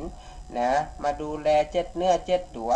มายื้อมาพอมาแสดงความหันอกหันใจกับพ่อกับแม่พ่อแม่ก็มีกำลังใจก็หายวันหายคืนเหมือนได้ยาวิเศษมาชโลมจิตชโลมใจมีกำลังที่จะไปเนี่ยการทำงานหาเงินหาทองมาส่งเสียลูกหลานเพื่อได้ห่ำได้เฮียนสูงมายามแก่เท่าก็หวังเปิ้นได้มาดูแลพอกอยเวลาป่วยไข้ก็ให้เปิ้นมาพยาบาลรักษาอันเนี้ยลูกหลานก็บอกค่อยจะแยะกันเนาะสมัยไปเดียวพอเห็นพ่อแม่นะพ่ออุ้ยมาอุ้ยเจ็บป่วยบ่สบายเขาก็บ่ค่อยมาใส่ใจดูแลเขาก็เมาก็ออกไปเอวนะไปเสาะแสวงหาประสบการณ์ที่อยู่ภายนอกบ้านนะบ่ได้สนใจพ่อแม่จะทุกข์ยากลำบากขนาดไหนเขาก็บ่สนนะเพราะเขาคิดว่าเขายังเป็นละอ่อนอยู่เขาเป็นวัยรุ่นเป็นวัยที่ต้องเสาะแสวงหาประสบการณ์ให้กับชีวิตฉะนั้นเขาเลยบ่ค่อยจะใส่ใจสนใจพ่อแม่ยิ่งถ้าไผเป็นพ่อเป็นแม่ที่อายุยังบ่นักอายุ30-40เนี่ยลูกเต้ามันตึ้มมาใครพอใครกอยเนอะอันนี้ต้องทำใจพี่นานี่ก็ทำใจมาตั้งแต่อายุ30แต่จนกระทั่ง40น้อยๆนี่ก็ยังทำใจบ่ได้นะบางครั้งนะบางทีเขาก็น้อยใจเหมือนกันบางทีเขาเจ็บป่วยบ่สบายก็เติงหาลูกหาเต้ามันก็มายืมมาพอบางทีส่งเฟซส่งไลน์มันก็บอกบ่ว่างเนี่ยนะแต่เวลามันเจ็บมันป่วยรถต่ำรถจนเฮาเนี่ยต้องฟังไปยื้อไปพอไปดูแลมันแต่เวลาเฮาเป็นอย่างแม่บาหันมายื้อมาพอเฮานี่บางทีก็น้อยใจเหมือนกันว่าโอ้ยนะเฮาเป็นพ่อเป็นลูกกันเฮาก็หวังนะฝากผีฝากไข่หวังให้เขามายื้อมาพอบ่ต้องอย่างแค่ถามสักหน่อยว่าเป็นได้อยู่ดีสบายดีก็เจ็บไข้ได้ป่วยอย่างก็นี่เฮาก็ดีใจนะอย่างพี่นันได้รับเฟซไลน์มาจากลูกสาวว่าพ่อช่วงนี้หนาวเนอะนะห่มผ้าห่มพัวใส่เสื้ออุ่นเตียวอุ่นเนอะจะรับจะนอนก็ดีใจท่านผู้ฟังแค่นี้มันได้นะแค่เขาส่งเฟซส่งไลน์มาตักมาต่ออีกได้ก็ดีใจละเนี่ยเหมือนพ่อแม่พี่น้องท่านผู้ฟังก็คงจะมีความรู้สึกว่าได้แตกต่างกับพี่หนานเท่าใดเนาะอู้กันไปอู้กันมาแป๊บเดียวบ่ได้ท่านผู้ฟังก็ชะมดเวลาแหมละเหลือแหม4-5 นาทีเนาะ ครับท่านถึงความหวังของคนครับท่านผู้ฟังที่กำลังติดตามรับฟังรายการธรรมะคนเฒ่า96ในวันนี้ก็ต้องขอสุมาภัยท่านผู้ฟังนะครับเพราะว่าวันนี้ได้น้อมนำเอาเทปซึ่งที่จริงต้องออกต่อวาแล้วล่ะแต่ว่าบ่ได้ออกสักกรรมเนื่องจากมีความขัดข้องนะทางสถานีเนาะวันนี้ก็เลยเอาปิกมาออกซ้ำเพื่อกับบรรดาพ่อแม่พี่น้องท่านผู้ฟังทุกท่านได้รับฟังกันแล้วก็เดียวสักกรรมช่วงประมาณ10 โมงป่ายเปิ้นก็จะมาฮับพี่หนานเพื่อที่จะไปที่วัดโลกโมลี11 โมงก็จะได้เดินทางนะครับ11 โมงป่ายจะได้เดินทางไปที่วัดอัมพวันจังหวัดสิงห์บุรีหลวงพ่อจรัญก็ขอโมทนานะครับกับหลายท่านที่ได้ฝากจตุปัจจัยให้พี่หนานเอาไปทำบุญทำทานที่วัดอัมพวันสิงห์บุรีกับพระเดชพระคุณหลวงพ่อพระธรรมสิงหบุราจารย์และว่าหลวงพ่อเจริญวัดป่ามะม่วงเนาะก็คงจะเป็นบุญใหญ่แล้วก็ไปกับศรัทธาประมาณ30 ชีวิตก็จะได้ปฏิบัติธรรมกรรมฐานไหว้พระสวดมนต์ที่วัดป่ามะม่วงวัดอัมพวัน1 คืนนะครับแล้วก็จะได้เอาบุญเอากุศลนั้นมาเผื่อแผ่กับศรัทธาญาติธรรมก็โมทนาสาธุการด้วยกันเนอแล้วก็วันพรุ่งนี้จะออนแอร์ออกอากาศสดนะครับที่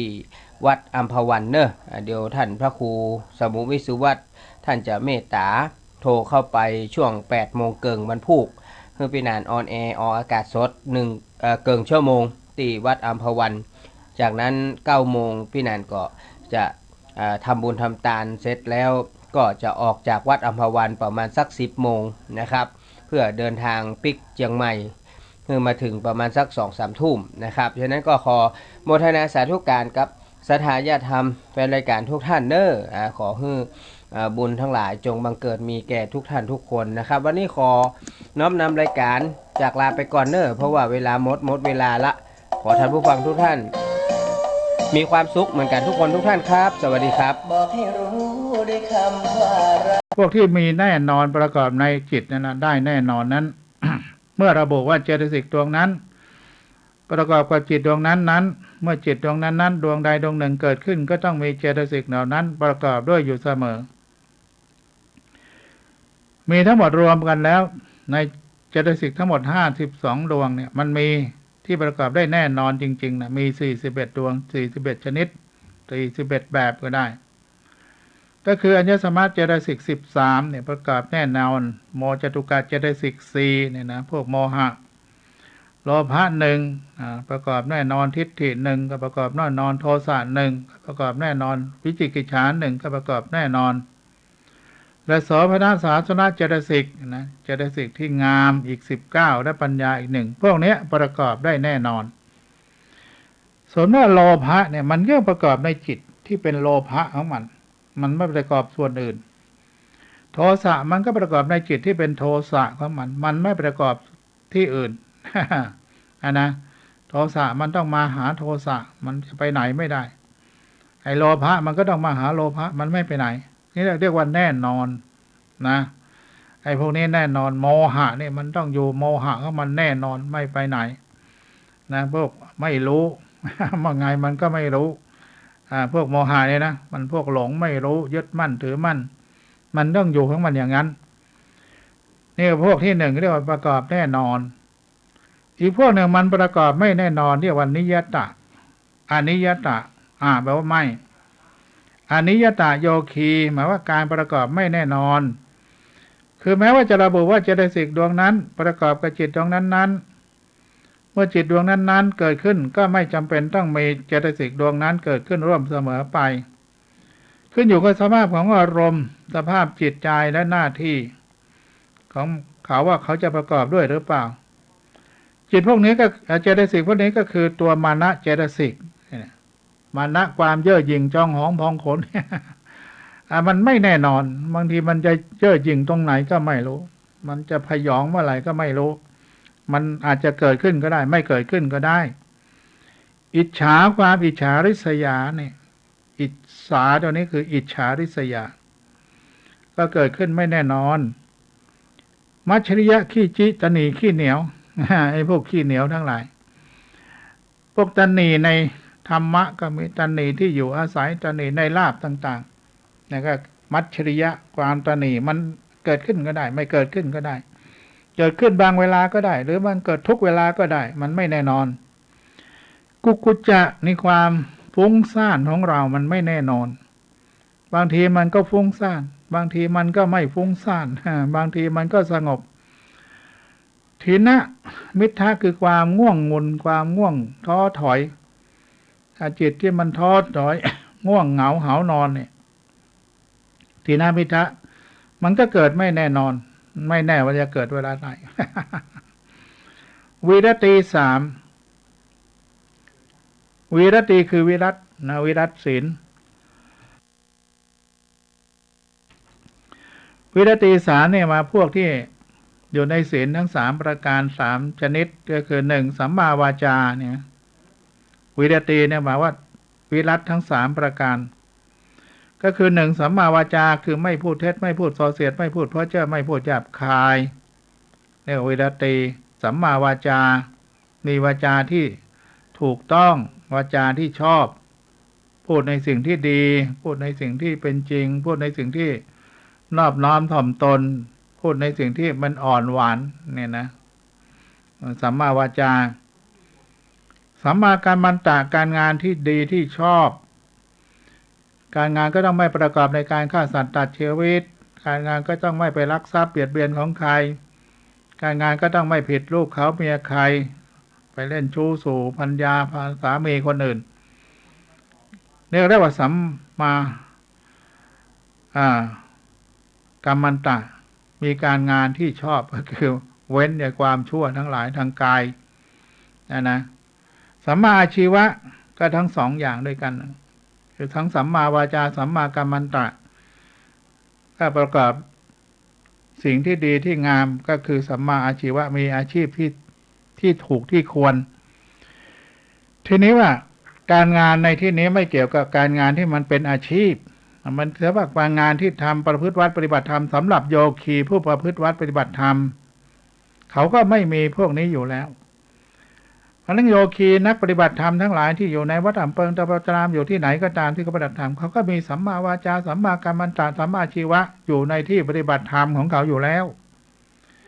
ไอ้ที่เขาบอกไม่เกี่ยวกับสัมมาอาชีพก็คือว่าไม่ไปเกี่ยวกับทำไร่ไถนาอยู่ตามบ้านตามสวนตามรูปตามจอบท่านเขาก็มีความโลภความโกรธความหลงทำงานหน้าที่ของเขาไปเขาอาจจะเว้นสัมมาวาจาสัมมากัมมันตะนั่นก็เป็นเรื่องที่เขาทำชั่วครั้งชั่วคราวแต่นักปฏิบัติธรรมเขาต้องเว้นอย่างแท้จริงวิรติ3เลยนะต้องมีสัมมาวาจาต้องมีสัมมากัมมันตะต้องมีสัมมาอาชีวะต้องมีศีลที่มันบริบูรณ์ เว้นความชั่วทั้งปวงนะอัปปมัญญา2คือมีกรุณากับมุทิตามีความอยากจะให้เขาพ้นทุกข์อยากให้เขามีสุขเขามีสุขก็ยินดีในการที่เขามีสุขเนี่ยนะเห็นสัตว์ทั้งหลายได้รับความทุกข์เราอยากให้เขาพ้นทุกข์มีความกรุณาเขาอยากให้เขาพ้นจากความทุกข์เมื่อเขามีความสุขดีอยู่แล้วก็อนุโมทนากับเขาให้เขามีความสุขยิ่งขึ้นต่อไปก็เรียกมุทิตาเราต้องไปมุทิตาครูบาอาจารย์อย่างนี้เป็นต้นมุทิตาสักการะกับมุทิตาตัวเนี้ยพอยินดีเมื่อเขาได้ดีได้รับแต่งตั้งเป็นหน้าที่การงานได้รับแต่งตั้งฐานะบรรดาศักดิ์ทั้งหลายขึ้นมาแล้วก็ไปมุทิตาสักการะ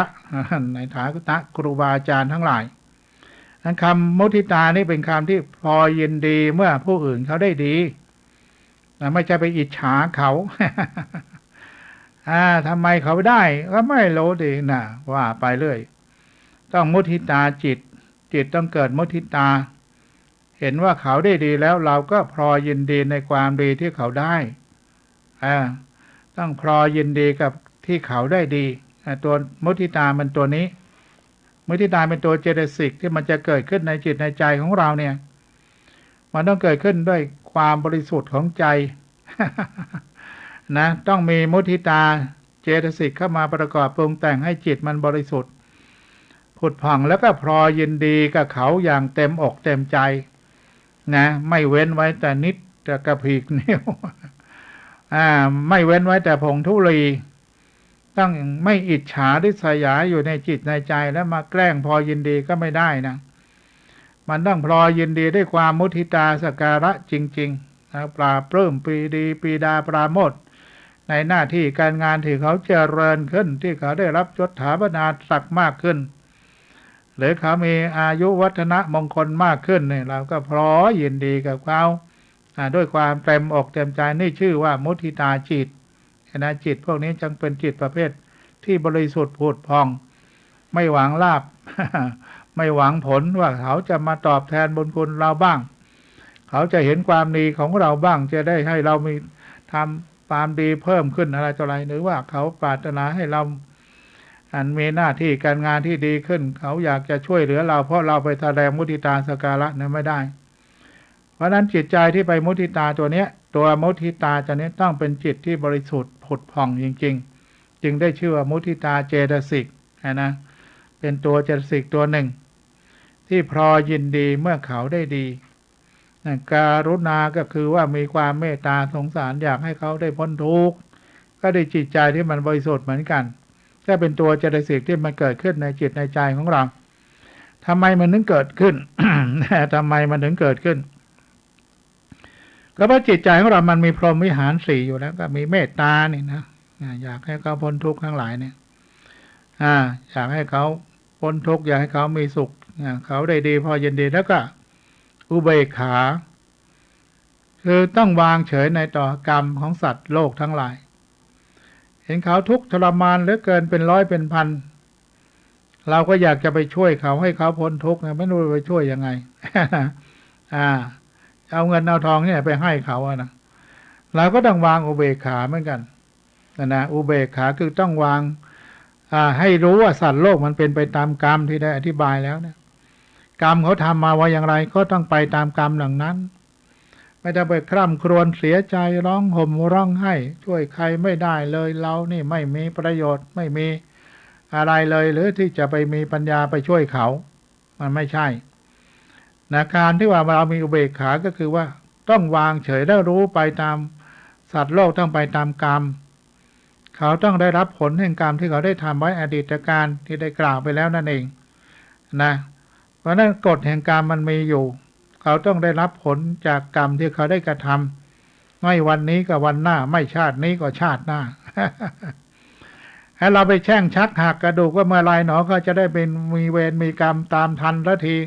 ไอ้ใจของเราเป็นบาปเป็นกรรมไปเองนะเขาอาจจะเสวยสุขอยู่เราก็ไปทุกข์ว่าทำไมเขาจุกดีใจทำชั่วแล้วได้ดีอย่างนี้มีที่ไหนนั้นทำดีได้ดีมันไม่มีทำชั่วได้ดีมีถมไปในทางที่เคยพูดกันมันยังไม่ถึงเวลามันยังไม่ให้ผลมันก็ต้องเป็นไปตามเหตุตามปัจจัยของเขาอย่างนั้นมันยังไม่ถึงเวลาก็บอกแล้วมันต้องให้การตามเวลาจะให้ในชาตินี้ก็ได้มันก็มีนะทิฏฐเวทนิยกรรมหรือว่า มันเป็นกรรมส่วนที่จะต้องให้ผลในชาติต่อไปนะมันไม่ใช่ส่งผลในชาตินี้มันชาติต่อไปก็มีกรรมที่ให้ผลต่อไปมันมีมันไม่มีนะกรรมเนี่ยมันมีตั้งหลายชนิดตามที่ได้ที่แสดงไปแล้วนั่นนะกรรมอุปัชฌเวชนียกรรมกรรมที่ให้ผลในชาติต่อไปปราเวชนียกรรมปราเวชนียกรรมคือกรรมในชาติต่อไปเรื่อยๆนั่นแหละมันไม่แน่นอนว่าจะให้ผลเมื่อไหร่หรือว่าโอโหสิกรรมก็มีอโหสิกรรมทำกรรมอะไรกันไว้อโหสิกรรมทั้งสองฝ่ายก็จบกันไปเลิกลากันไปอย่างนี้เป็นต้นเนาะหรือได้กรรมที่เราทำไว้ยังไม่ส่งผลเราเป็นพระอรหันต์แล้วก่อนกรรมนั้นก็เลยหมดไปไม่ส่งผลแต่ถ้ากรรมมันหนักก็มันจะส่งผลในวาระสุดท้ายของเป็นพระอรหันต์ก็ยังพระโมคคัลลานะพระสารีบุตรก็ต้องได้รับกรรมนะในครั้งสุดท้ายเช่นเดียวกันทั้งองค์ลีมานก็ได้รับกรรมพระโมคคัลลาก็ต้องได้รับกรรมแต่มีทั้งพระนางอุบลวรรณาเถรีก็ได้รับกรรมเหมือนกันเพราะว่ากรรมในครั้งสุดท้ายนั่นเองก็เราให้รู้ว่ามันไปตามกรรมรู้แล้วทำไมถึงเป็นพระอรหันต์แล้วต้องมาโดนทุบตายอะไรอย่างเงี้ยนะทุบจนมรณภาพอะไรอย่างเงี้ยนะก็บอกกรรมมันส่งผลมาเป็นครั้งสุดท้ายแต่ท่านก็ไม่ต้องกลับมาเวียนว่ายตายเกิดแล้วท่านเป็นพระอรหันต์แล้วเท่านั้นแหละสมัยที่พระบรมศาสดาพระบรมเจ้าจงมีพระชนชีพอยู่พระองค์ก็สัตย์บอกพวกเราได้ว่าท่านองค์ไหนเป็นพระอรหันต์ไม่เป็นพระอรหันต์แต่ในชาติปัจจุบันเราก็ไม่รู้ใครเป็นมั่งไม่เป็นมั่งนะอรหันต์แท้อรหันต์เทียมมันมีเยอะแยะก็ไปตามกรรมของเขาเราไม่ต้องไปว่าใครแท้ใครเทียมใครทำกรรมอะไรต้องได้รับผลของกรรมอย่างนั้น มาดูในหน้า75เรียกว่านิยตะโยคีเจสิก41ดวงนั้นมีอะไรพ้องนิยตะโยเจสิกที่เป็นนิยตะแน่นอนมี41อนิยตะเจสิกมี11ที่ไม่แน่นอนมี11ไอ้ที่ไม่แน่นอนก็คือ1กทาจิเจตสิกก็คือเจตสิกที่ประกอบจิตได้เป็นบางครั้งบางคราวมี1ดวงคือตัวมานะก็คือมันอยู่ในโลภะเจตสิกนะบางทีมันก็เข้าบางทีมันก็ไม่เข้าใน ในจิตที่ชื่อว่าโลภะโมหจิต8ดวงนะบางดวงก็มีมานะบางดวงก็ไม่มีมานะอีกพวกหนึ่งคือนากทาจิเจตสิกที่ประกอบกับจิตได้เป็นครั้งบางคราวประกอบได้ไม่พร้อมกันก็มี8ดวง8ชนิดก็คืออิจฉาอิจฉาก็คืออิจฉามัจฉริยะคือขี้เหนียวกุกุจจะคือความฟุ้งซ่านนะสัมมาวาจาสัมมากัมมันตะสัมมาชีวะก็คือวีรตี3ก็คือศีลธรรมนะศีลสัมมาวาจาก็วาจาชอบสัมมากัมมันตะก็การงานชอบสัมมาชีวะอาชีพชอบพวกนี้ไม่แน่นอนกรุณามุทิตาก็ไม่แน่นอนอัปปมัญญา2 นะคือกรุณามุทิตาอีกพวกหนึ่งคือสหกทาจิตก็คือเจตสิกที่ประกอบกับจิตได้เป็นครั้งบางคราวแต่เวลาประกอบก็ประกอบพร้อมกันเสมอก็คือตัวถีนมิทธะต้องถึงแม้จะทำหน้าที่ต่างกันแต่ต้องอยู่ด้วยกันคือถีนมิทธะความง่วงเหงาหานอนความท้อความถอยมันเบื่อเสื่องซึม มันเสื่องซึมง่วงเหงาหานอนนี่ก็คือพวกที่ประกอบไม่แน่นอนเอามาดูในหน้าต่อไปเลยหน้า76นะ76ก็ว่ายังไงความพิเศษของอนิยตโยคีเจตสิกเนาะมานะเจตสิกนี่เกิดขึ้นในขณะที่มีการเย่อหยิ่งถือตัวเราจะไปเข้าใจมานะนี่ขยันนะเพราะมันเป็นความเข้าใจผิดของชาวบ้านหรือว่าเป็นสมมติของชาวบ้านก็ว่ากันไปแต่ในพระอภิธรรมถือว่ามานะเจตสิกนี่เกิดขึ้นในขณะมีการเย่อหยิ่งเพราะมันเย่อหยิ่งมานะมันถึงได้เกิดขึ้นอะไรเปรียบเทียบกับระหว่างตนกับบุคคลอื่นหมายว่าเราดีว่าเขาเราเร็วกว่าเขาเราเสมอเขาอะไรต่างๆนี่ก็จะเปรียบเทียบกับคนอื่นอิจฉาเจตสิกอิจฉาริษยามีการไม่พอใจในทรัพย์สมบัติหรือคุณงามความดีของบุคคลอื่น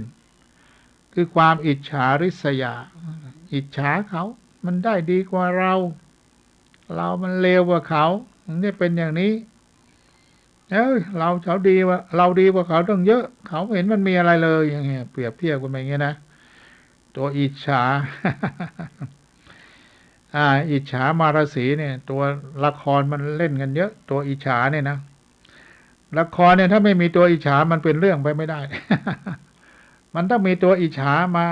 มาทำรบกวนให้เป็นเรื่องเป็นราวเกิดขึ้นตัวมัจฉริยะมีการไม่พอใจให้คนอื่นมายุ่งเกี่ยวกับทรัพย์สมบัติหรือความดีของตนคือความตณีนั่นเองนะอย่ามาดูเนี่ยว่าฉันมีเท่าไหร่อย่ามารู้ว่าฉันทำอะไรฉันทำบุญหรือไม่ทำบุญมาเรื่องของฉันไม่เกี่ยวกับแก มันขี้จินะมาบอกบุญก็ไปข้างหน้าแล้วกันมันมีโตเทยพามสอนโลกไว้นะบอกว่าโอ้ยให้ดูปลวกเถอะมันสะสมดินของมันเนี่ยเล็กๆน้อยๆเล็กๆน้อยๆตัวกระจ้อยร่อยจิตริดแต่มันสร้างปลวกได้ยิ่งใหญ่มหาศาลได้โตเทยพามก็สอนลูกว่าโอ้ยลูกเอ้ยทำตัวให้เหมือนปลวกนั่นแหละให้สะสมทรัพย์สมบัติไว้เล็กๆน้อยๆเล็กๆน้อยๆมันไม่ช้ามันก็ใหญ่โตมโหฬารขึ้นมาได้แล้วก็อย่าไปทำอะไรเลยอย่าบริจาคอย่าไปทำบุญทำทานอะไรเลยเพราะอะไรก็ดูว่ามันสะสมเล็กๆน้อยๆกับมากแล้วถ้าเราไปทำบุญแม้แต่เล็กๆน้อยๆทำบ่อยๆมันก็หมดได้ ให้อย่าไปทำเลยบุญสุนทานทั้งหลายเนี่ยอย่าไปทำแม้แต่ทำนิดๆหน่อยๆมันก็หมดเนี่ยนะไอ้คนขี้จิมันจะเป็นอย่างนี้มันขี้จิมันตะหนี่ขี้เหนียวมันไม่อยากให้ใครไม่อยากให้ใครมาวุ่นวายกับชีวิตของมันอย่ามายุ่งกับมัน เอาได้อย่างเดียวมันไม่ยอมเสียกุกุจจะเจตสิกไงนะมีความนึกถึงความดีที่ยังไม่ได้ทำฟุ้งซ่านไงความดีที่ทำไปแล้วก็นานมาแล้วทำใหม่ยังไม่ได้ทำมาแล้วเกิดความหงุดหงิดนำการใจว่าจะไปปฏิบัติธรรมก็ไม่ไปปฏิบัติมีเรื่องโน้นเรื่องนี้เข้ามาจุนจ้านวุ่นวายนะก็เลยไปวุ่นวายกับเรื่องวุ่นวายก็เลยมันก็วุ่นวายตลอดชีวิตมันไม่มีโอกาสได้เข้าวัดปฏิบัติธรรมจะมาแต่ละทีมก็มีเรื่องมีราว มันมีเรื่องขวางหน้าอยู่เรื่อยเข้าวัดไม่ได้นะอย่างเงี้ยมันเข้าวัดไม่ได้เรียกว่าฟุ้งซ่านรำคาญใจมันฟุ้งซ่านรำคาญใจอยู่นั่นนะมาไม่ได้สักทีถีนะจะดึงวินาทีทำให้จิตเสื่องซึมท้อถอยที่มันน่าเบื่อหน่ายเหมือนกันนะมันเบื่อหน่ายมันโอ้ยมันท้อถอยท้อแท้อยู่เรื่อยที่เราถีนะตัวนี้มันทำอะไรก็เหนื่อยอกเหนื่อยใจมีปัญหาอุปสรรคขวางกั้นไปเรื่อยถ้าจิตใจแล้วมันเกิดเสื่องซึมแล้วมันท้อถอยแน่นอนถอยดีกว่าไอ้เสือ อย่าไปยุ่งกับมันเลยถอยดีกว่าอย่างเงี้ยนะเสื่องซึมท้อถอย อมิทธะมีหน้าที่ทำให้เจตสิกเกิดขึ้นพร้อมกันเรื่องซึมท้อถอยจากอารมณ์ที่เป็นบุญเป็นกุศลคือมันถอยจากบุญเนี่ยนะไม่ใช่ถอยจากอะไรหรอกอารมณ์มันบอกไม่ไหวนะไม่ทำแล้วไม่อยากไปยุ่งกับเขาเลย ชาตินี้เรามีบุญแค่นี้พอแล้วไม่ต้องไปทำมากกว่านี้อีกแล้วเนี่ยนะถอยจากคุณงามความดีเนาะจากบุญจากกุศลหมดอารมณ์ที่จะบุญเขาอธิบายแต่ละตัวให้รู้จักว่าอนิยตาเจตสิกที่มากับไม่แน่นอนมันมีอะไรพ้องอธิบายต่อมาก็มีสัมมาวาจาจะถึงมีหน้าที่งดเว้นจากวิจีสุจริต4ที่ไม่เกี่ยวกับอาชีพก็คือไม่พูดเท็จไม่พูดส่อเสียดไม่พูดเพ้อเจ้อไม่พูดหยาบคายไม่เกี่ยวกับอาชีพก็ได้บอกแล้วครับสำหรับคนประพฤติวัดปฏิบัติธรรมเท่านั้นสัมมากัมมันตะก็หน้าที่งดเว้นจากทุจริต3ทุจริต3เกินไม่ฆ่าสัตว์ไม่ลักทรัพย์ไม่ประพฤติผิดในกามก็ไม่เกี่ยวกับอาชีพหมายว่าสำหรับนักปฏิบัติธรรมเท่านั้นสัมมาชีวะเจตสิกมีหน้าที่งดเว้นจากกายทุจริต3วจีทุจริต4ที่เกี่ยวกับอาชีพไม่เกี่ยวกับอาชีพไปเกี่ยวกับอาชีพจริงแล้วพวกนี้พวกนักปฏิบัติธรรมทั้งนั้นนะก็จริงๆคนที่มาปฏิบัติธรรมเขาก็ไม่พูดเท็จไม่พูดส่อเสียดไม่พูดเพ้อเจ้อไม่พูดหยาบคายคือไม่ต้องมาพูดกันดีที่สุดพูดออกมามันจะไม่ตรงกับความเป็นจริงก็ได้กลายเป็นพูดเท็จไปก็ได้นะเพราะฉะนั้นก็การงานที่ เราไม่ทำชั่วถ้าอยู่ในวัดในวาปฏิพฤติปฏิบัติธรรมแล้วมันไม่ทำชั่วอยู่แล้วนะสัมมาชีวะคือทั้ง2ประการนั่นแหละปฏิบัติทั้ง2อย่างก็จึงเป็นอาชีพที่ถูกต้องนะในการว่าการุณาเนี่ย หมายว่ามีความเมตตาสงสารอยากให้สัตว์ทั้งหลายได้รับความทุกข์อยู่นั้นนะให้พ้นจากความเป็นทุกข์มีกรุณาอยากให้สัตว์ทั้งหลายได้พ้นจากความทุกข์กรุณานะหมายว่าเห็นเขาเป็นทุกข์ไงก็อยากให้เขาพ้นทุกข์คือกรุณามุทิตาก็พอยินดีหรือเขาได้รับความสุขแล้วก็พลอยสุขกับเขาไปด้วยนะพลอยสุขขึ้นชมยินดีปรีดาปราโมทย์กับเขาไปเพราะเขาได้ดี ส่วนเราไม่ค่อยได้ดี ก็ช่างมันต้องมุทิตาแบบจิตใจที่มันบริสุทธิ์ผุดผ่องด้วยนั้นอารมณ์ของมานะหรือว่าตัวที่เย่อหยิ่งเนี่ยนะมานะเนี่ยมันมี2ประเภทในหน้า77มานะคือความถือตัวจำแนกเป็นประเภทใหญ่ได้2ประเภทคืออัยยาถาวะมานะ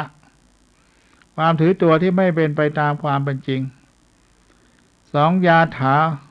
วะนามะตามยึดความถือตัวที่เป็นไปตามความเป็นจริงความถือตัวที่ไม่เป็นไปตามความเป็นจริงความถือตัวที่เป็นไปตามความเป็นจริงความถือตัวทั้ง2อย่างนี้อาจจะแยกย่อยได้อีก9ประการก็คือมานะมี9อย่างเช่นตัวดีกว่าเขาสำคัญว่าตัวดีกว่าเขาตัวดีกว่าเขาสำคัญว่าตัวเสมอเขาตัวดีกว่าเขาสำคัญว่าตัวต่ำกว่าเขาตัวดีกว่าเขาสำคัญเสมอตัวว่าดีกว่าเขาตัวเสมอเขาสำคัญตัวว่าเสมอเขาตัวเสมอเขาก็สำคัญว่าต่ำกว่าเขาตัวต่ำกว่าเขาก็สำคัญว่าตัวดีกว่าเขาตัวต่ำกว่าเขาสำคัญตัวว่าเสมอเขาตัวต่ำกว่าเขาสำคัญว่าดีกว่าเขานะมันก็สลับซับกันไปอย่างนี้สลับซับซ้อนกันไปแต่ถามว่ามันเป็นอารมณ์ของตัวมานะโดยเฉพาะเพราะมันมีความเย่อหยิ่งมันก็พูดได้บ้างด้วยหมดเยาะเย้ยถากถางไปได้ เยาะเย้ยถากถางไปต่างๆนานาได้คนเราเนี่ยมันคือมองไม่เห็นธรรมะที่มันจะเกิดขึ้นนะมันก็มีมานะตัวนี้มานะนี่มันแรงมากนะความเย่อหยิ่งคือไม่คิดว่าเลวกว่าเขามันก็เย่อหยิ่งให้ความเย่อหยิ่งเราคิดว่าเขาต้องนี้ฉันแน่ฉันดีกว่าเขาแต่นี่ว่าฉันเลวฉันไม่มีอะไรดีไม่ต้องมายุ่งกับฉันก็เปรียบเทียบอีกนะคุณดีคุณได้ดีไปแล้วไอเรามันไม่ได้ดีแล้วนะก็ว่าไปไปเปรียบเทียบกับเขาว่าเราไม่ดีเรามันพวกกระจอกงอกง่อยอย่ามายุ่งกับเราเลยนะ นี่ก็ตัวมานะมันก็เกิดขึ้นนะเราทำยังไงถึงไม่เกิดมานะก็บอกว่าเราต้องยอมรับความจริงเขาดีก็ดีเขาไม่ดีแล้วเขาก็ไม่ดีเราดีเราทำดีเราก็ได้ดีเราทำชั่วก็ได้ชั่วผลกรรมมันก็เป็นทั้งมันอย่างนั้นเสมอเพียงว่าเราจะยอมรับความจริงต่างๆเหล่านี้หรือเปล่ายอมรับความเป็นไปของมันหรือเปล่าให้ตัวมานะนี่มาเห็นคนได้รับมานะในสมัยพระศาสดาพระธรรมเจ้าในฉันนะนี่นะฉันนะเป็นผู้ที่นำม้าที่ไปพระบรมศาสดาพระธรรมเจ้าเนี่ยเป็นผู้รับใช้พระบรมศาสดาพระธรรมเจ้าพระเจ้าชายสิทธัตถะมาก่อนเมื่อพระบรมศาสดาพระเจ้าได้เป็นพระเจ้าแล้วในฉันนะก็มาบวชเป็นพระภิกษุในอาวาสพระเชตวันมหาวิหารแต่ไม่เชื่อใครนอกจากพระบรมศาสดาพระธรรมเจ้าเท่านั้นเองไม่เชื่อใครเพราะฉันเป็นเด็กของพระพุทธเจ้าพระบรมศาสดาพระเจ้าก็ทรงตรัสห้ามพระภิกษุทั้งหลายอย่าไปยุ่งกับท่านมานะเลยฉันนะเลย เพราะอะไรมันมีมานะนั่นแหละมันมีมานะฉันเป็นเด็กขายรู้หรือเปล่านั่นแหละเพื่อลงโทษลงทันก็เพื่อไม่ให้พระไปสมคบไปนั่งพูดไปนั่งคุยให้ท่านอยู่ของท่านอย่างนั้นเพราะท่านก็ถือว่าท่านดีกว่าเขาท่านมาจากพระพุทธเจ้าโดยตรงอะไรเงี้ยให้ท่านกำจัดความมานะเสียได้ท่านก็จะได้บรรลุเป็นพระอรหันต์เจ้านั้นเพราะที่ท่านฉันนะในท่านก็กำจัดไอ้ตัวมานะเนี่ยจะได้นะเย่อหยิ่งจองหองพองคนเนี่ยเอาออกไปจากจิตจากใจก็ได้เป็นสำเร็จเป็นพระอรหันต์ได้ในที่สุดเนี่ยนะแต่หลังจากพระบรมศาสดาพระเจ้าปรินิพพานไปแล้วฉันนะจึงได้ตรัสรู้ธรรมเป็นพระสัมมาสัมพุทธเจ้าเป็นพระอรหันต์เจ้ามาก็มึนไปเหมือนกันนะจัดรายการนานๆก็มึนไปมึนมาวันนี้เราก็ได้รู้เรื่องราวของพวกจิตเจตสิกต่างๆที่มันมีอารมณ์ต่างๆกันนักศึกษาหลายเปิดหนังสือเจตสิกปรมัตถ์ไปในหน้า78ก็อธิบายเรื่องอารมณ์ของอิจฉาริษยาเนาะกับมัจฉริยะก็คือขี้จิขี้เหนียวกุกุจจะก็คือความฟุ้งซ่านรำคาญใจเนี่ยเป็นศัพท์แสงเราเนี่ยเราก็ต้องแปลไปด้วยแล้วเราก็ไม่มัจฉริยะมันก็ไม่รู้มันอะไรกุกุจจะไม่รู้อะไรอิจฉาเนี่ยมันอาจจะแน่คล้ายๆอิจฉา อิจฉามันคล้ายๆกับริษยามันก็พอจะเดาได้มัจฉริยะมันก็ฟังบางทีมันก็จำไม่ได้มั่งได้มั่งไม่ได้มั่งก็แล้วมันคืออะไรก็คือความขี้จี้ความขี้เหนียวของมนุษย์หรือกุจจะนี่ฟังแล้วปวดสมองไอ้กุจจะนี่ คือฟุ้งซ่านรำคาญใจนะภาษาไทยมันแปลมาก็ฟุ้งซ่านรำคาญใจเบื่อหน่ายเห็นอะไรก็เบื่อหน่ายไปหมดนั่นรำคาญ ลกหูรกตาว่างั้น และอิจฉาเนี่ยหมายว่ามันอิจฉาในสมบัติหรือคุณงามความดีของคนอื่นอารมณ์มันเกิดขึ้นมาเห็นคนอื่นได้ดีแล้วมันทนไม่ค่อยจะได้มันมีอะไรมันได้ดีเอาได้ดีเอานะก็ว่าเขาในทางเสียหายนะมันชอบไปนั่นอย่างนั้นเขามานี่อย่างนี้เขาผลงานไม่เคยมีนะ มันแผลบเมื่อไรนั่นนะมันถึงได้ดีนะว่าเขาไปเรื่อยความอิจฉาริษยานี่มันตัวสำคัญนะมันเป็นอะไรเป็นอารมณ์ภายนอกมันเกิดขึ้น ด้วยความอิจฉาริษยาเพราะมองเห็นพอได้ยินเสียงโอ้ยเสียงมันดีหรือเกินเสียงเรามันทำไมไม่ดีก็อิจฉาก็อีกนะได้จมูกได้กลิ่นนะไม่กลิ่นมันหอมหรือเกินของเรามันเหม็น ก็อิจฉาก็อีก ถ้ามันไม่เหมือนเรานะรสชาติมันดีกว่าเราของเรามันไม่ดีเลยเนี่ยก็ได้เปรียบเทียบแล้วอิจฉาก็อีกสัมผัสแต่สิ่งที่อบอุ่นของเราเนี่ยนะ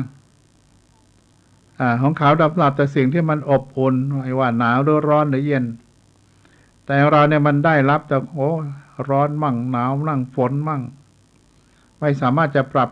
ให้มันได้ตามอุณหภูมิ ก็อิจฉาเขาเพราะเขาอยู่อย่างสบายห้องแอร์คอนดิชันก็ปรับเย็นความร้อนได้ความมันหนาวก็ปรับได้มันร้อนไปก็ปรับได้เขาอยู่สุขสบายอากาศที่มันพอดีอย่างนี้ก็เรียกว่ามันอิจฉาเขาภายนอกนะอารมณ์ภายนอกมันอิจฉาเขาเรียกว่าหิทธารมณ์ทีนี้มาถึงคำว่ามัจฉริยะขี้จิตนีขี้จิขี้เหนียวก็มัจฉริยะในอะไรในทรัพย์สมบัติหรือคุณงามความดีของคนอื่นตนีทีเหนียวนะในของตนเนี่ยนะตนีทีเหนียวของตนขี้จิของตนไม่อยากให้ใครมาบอกบุญก็ไปข้างหน้าก่อนใครมาบิณฑบาตหน้าบ้านก็บอกว่าไปข้างหน้าก่อนก็ไม่อยากจะสูญเสียทรัพย์สมบัติ หรือว่าคุณงามความดีของตนนี่ก็ไม่อยากจะบอกใครฉันไปทำดีทำอะไรมาไม่บอกกล่าวให้ใครรู้ฉันรู้ของฉันเองเนี่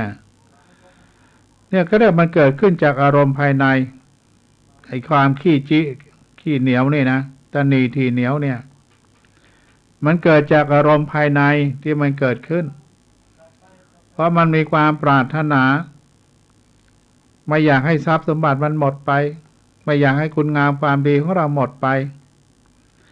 อารมณ์พวกนี้มันอารมณ์มันเรียกว่าอัจฉตารมณ์อารมณ์เกิดขึ้นภายนอกเกิดจากตาหูจมูกลิ้นกายใจมันได้สัมผัสมันเกิดขึ้นภายนอกมันไม่ได้เกิดขึ้นภายในนะความเรื่องราวทั้งหลายเมื่อเกิดจากตาหูจมูกลิ้นกายใจได้สัมผัสก็จึงมาความคิดปรุงแต่งขึ้นมานั่นแหละนี่ความว่ากุจจะนี่ความว่ามันฟุ้งซ่านรำคาญใจมันเป็นยังไงมัจฉริยะมันก็มีเหมือนได้อธิบายไปเขาก่อนเนี่ยยังไม่จบนะเพราะว่ามีลูกศรพุ่งลงมาข้างล่างมัจฉริยะมี5อย่างก่อนที่จะไปกุจจะ ความขี้จิความขี้เหนียวมันมี5อย่างด้วยกันมันเหนียวอะไรมั่ง1อาวาสมัจฉริยะตนีที่อยู่อาศัยหวงอาวาสไม่อยากให้ใครมาอยู่วัดของฉันเนี่ยมันไม่อยากจะให้คนนั้นมานี่คนนี้มาวุ่นวายฉันดูแลเองของฉันได้เจ้าอาวาสมาอยู่มากก็วุ่นวายมากไม่เอาอยู่แค่นี้นะพอแล้วไม่ได้หวงแหนที่อยู่ เห็นเจอหลายที่เหมือนกันบางที่ก็อยู่กรุงเทพมหานครเนี่ยที่เก็บของมีแต่ที่ให้พระอยู่ไม่มีเอากุฏิพระมันที่ให้พระอยู่ก็ไปที่เก็บข้าวเก็บของเต็มไปหมดพลังของเก็บไว้ของเก่าโบราณเก็บไว้รู้เจ้าพระเนรจะอาศัยอยู่ได้10 องค์5 องค์ก็ไม่ได้เต็มไปหมดแล้วว่างั้น อยู่ไม่ได้ไม่มีที่ว่างก็นึกว่ามีพระอยู่เต็มไม่แล้วมีของเต็ม อันนี้มาเจอมาเหมือนกัน ของมันเต็มกุฏิมันเลยไม่มีที่ว่างให้ท่านมานอนลำบากเหมือนกันเนี่ยนี่ว่าหวงแหนที่อยู่อาวาสเจ้าอาวาสโดยมากก็หวงเหมือนกัน ไม่อยากให้ใครไปอยู่มันเบื่อมันเบื่อหน่ายมาอยู่แล้ววุ่นวาย ก็มีนะมันก็มีเหมือนกัน2กุลมัจฉริยะคือตนีตระกูลหวงตระกูลถ้าเป็นตุเจ้าเขาเรียกว่าหวงยอมอุปถากนิยมอุปถากฉันมาไม่ต้องไปบิณฑบาตของเขาหรอกไม่ต้องไปรับอะไรเขาไม่ต้องไปว่าอะไรเขาไม่ต้องไปยุ่งกับเขาเพราะเป็นยอมอุปถากของผมเองท่านไม่ต้องไปยุ่งกับเขานั่นแหละหวงไว้อีกนะ กลัวคนอื่นเขาจะไปไปพูดอย่างนั้นพูดอย่างนี้เดี๋ยวเราก็เลยอดนี่เขาไปเปลี่ยนไปอุปถากคนอื่นได้อีกนะเขารู้ความจริงว่าไอ้ท่านองค์นี้มันไม่ได้เรื่องหวงเหลือเกินเขาก็เลยไปหาคนอื่นก็ได้นี่นะหวงตระกูลเนี่ยมัจฉิยะมันขี้จิถึงขนาดนั้น3ลาภมัจฉริยะห่วงลาภสักการะโอ้นี่ใหญ่เรื่องใหญ่ตีกันวุ่นวาย ด่ากันหน้าดู พระก็มีหน้าที่ต้องจัดพระไปกิจนิมนต์งานนั้นงานนี้งานนั้นนะโดยมากก็ไม่ค่อยอยากเอาใครไปฉันต้องไปเองคนจัดนะพระนั่นไม่ต้องเอาไปเอาพระพวกเราเนี่ยไปนี่ก็เรียกว่ามีส่วนแบ่งที่มันไม่เป็นธรรมพระเขาก็อยากไปองค์นั้นก็อยากไปองค์นี้ก็อยากไปแต่พวกไม่ให้ไปหรอกเพราะไม่ใช่พวกฉันไม่ให้ไปอันนี้เรียกว่าตนีลาภสักการะหวงแหนเอาไว้ไม่ให้ใครสี่วรรณะมัจฉริยะตนีวรรณะผิวพรรณความงามความดีชาติชนชั้นยศตำแหน่งว่าขี้เหนียวเอาไว้ก่อนนะอย่าเพิ่งให้เข้าไปเลยเก็บเอาไว้ก่อน มันยังดีอยู่ยังใหม่อยู่ถ้ามันพังแล้วมันเสียแล้วก็ค่อยยกให้คนอื่นเข้าไปมันยังดีอยู่ก็เก็บไว้ก่อนนะเนี่ยเป็นตัวมากมันเป็นอย่างนี้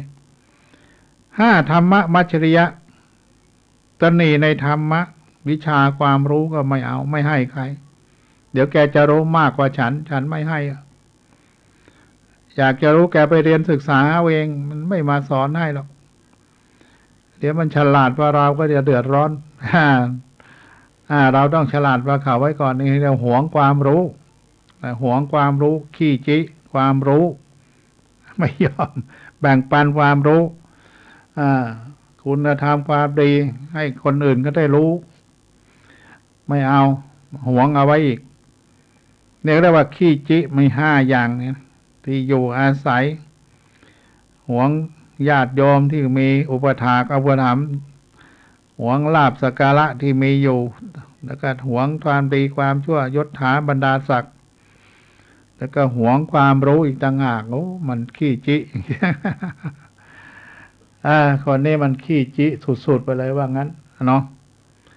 เอามาดูกุกุจจะนี่มันก็คือว่าได้ทำนะฟุ้งซ่านได้ทำด้วยทุจริต10ก็คือด้วยกายทุจริตกายทุจริตก็มีฆ่าสัตว์ตัดชีวิตกายด้วยกายลักทรัพย์ก็ด้วยกายประพฤติผิดในกามก็ว่า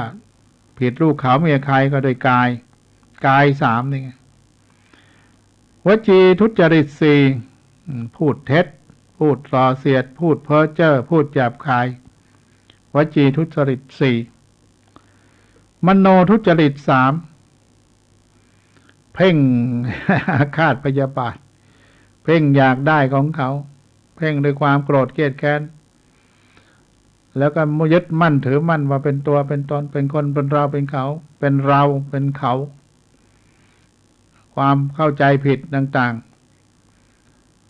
ๆนั่นมโนทุจริตคิดไปว่าเป็นอย่างนั้นคิดว่าเป็นอย่างนี้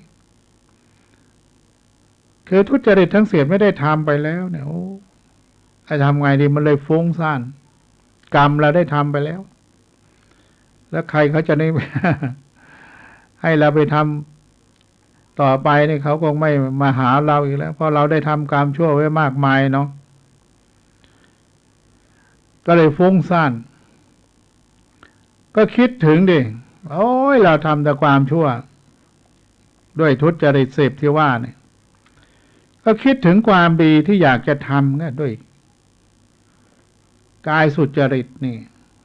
คือจะไม่ฆ่าสัตว์ตัดชีวิตจะไม่ลักเล็กขโมยน้อยจะไม่ผิดลูกเขาเมียใครด้วยกายสุจริตจะไม่พูดเท็จไม่พูดเสียดไม่พูดเพ้อเจ้อไม่พูดหยาบคายด้วยวจีสุจริตก็จะไม่เพ่งไปหาของใครจะอยู่วางเฉยมีสติรู้ตัวรู้ทั่วเรียกมโนสุจริตไอ้ความสุจริตทั้ง10เนี่ยก็ฟุ้งซ่านไปอีกทำไมถึงฟุ้งซ่านเรื่องความดีความงามอย่างนี้ก็ฟุ้งซ่านเพราะยังไม่ได้ทำเลยมันแค่รู้เท่านั้นแต่ยังไม่ได้ลงมือทำเหมือนจะไปรับศีลแล้วเขาให้ศีลกันไปก่อนแล้วไอ้ตัวไปทีหลังก็เลยไม่ได้รับศีลกับเขา นะไม่ได้รู้ว่าเป็นยังไง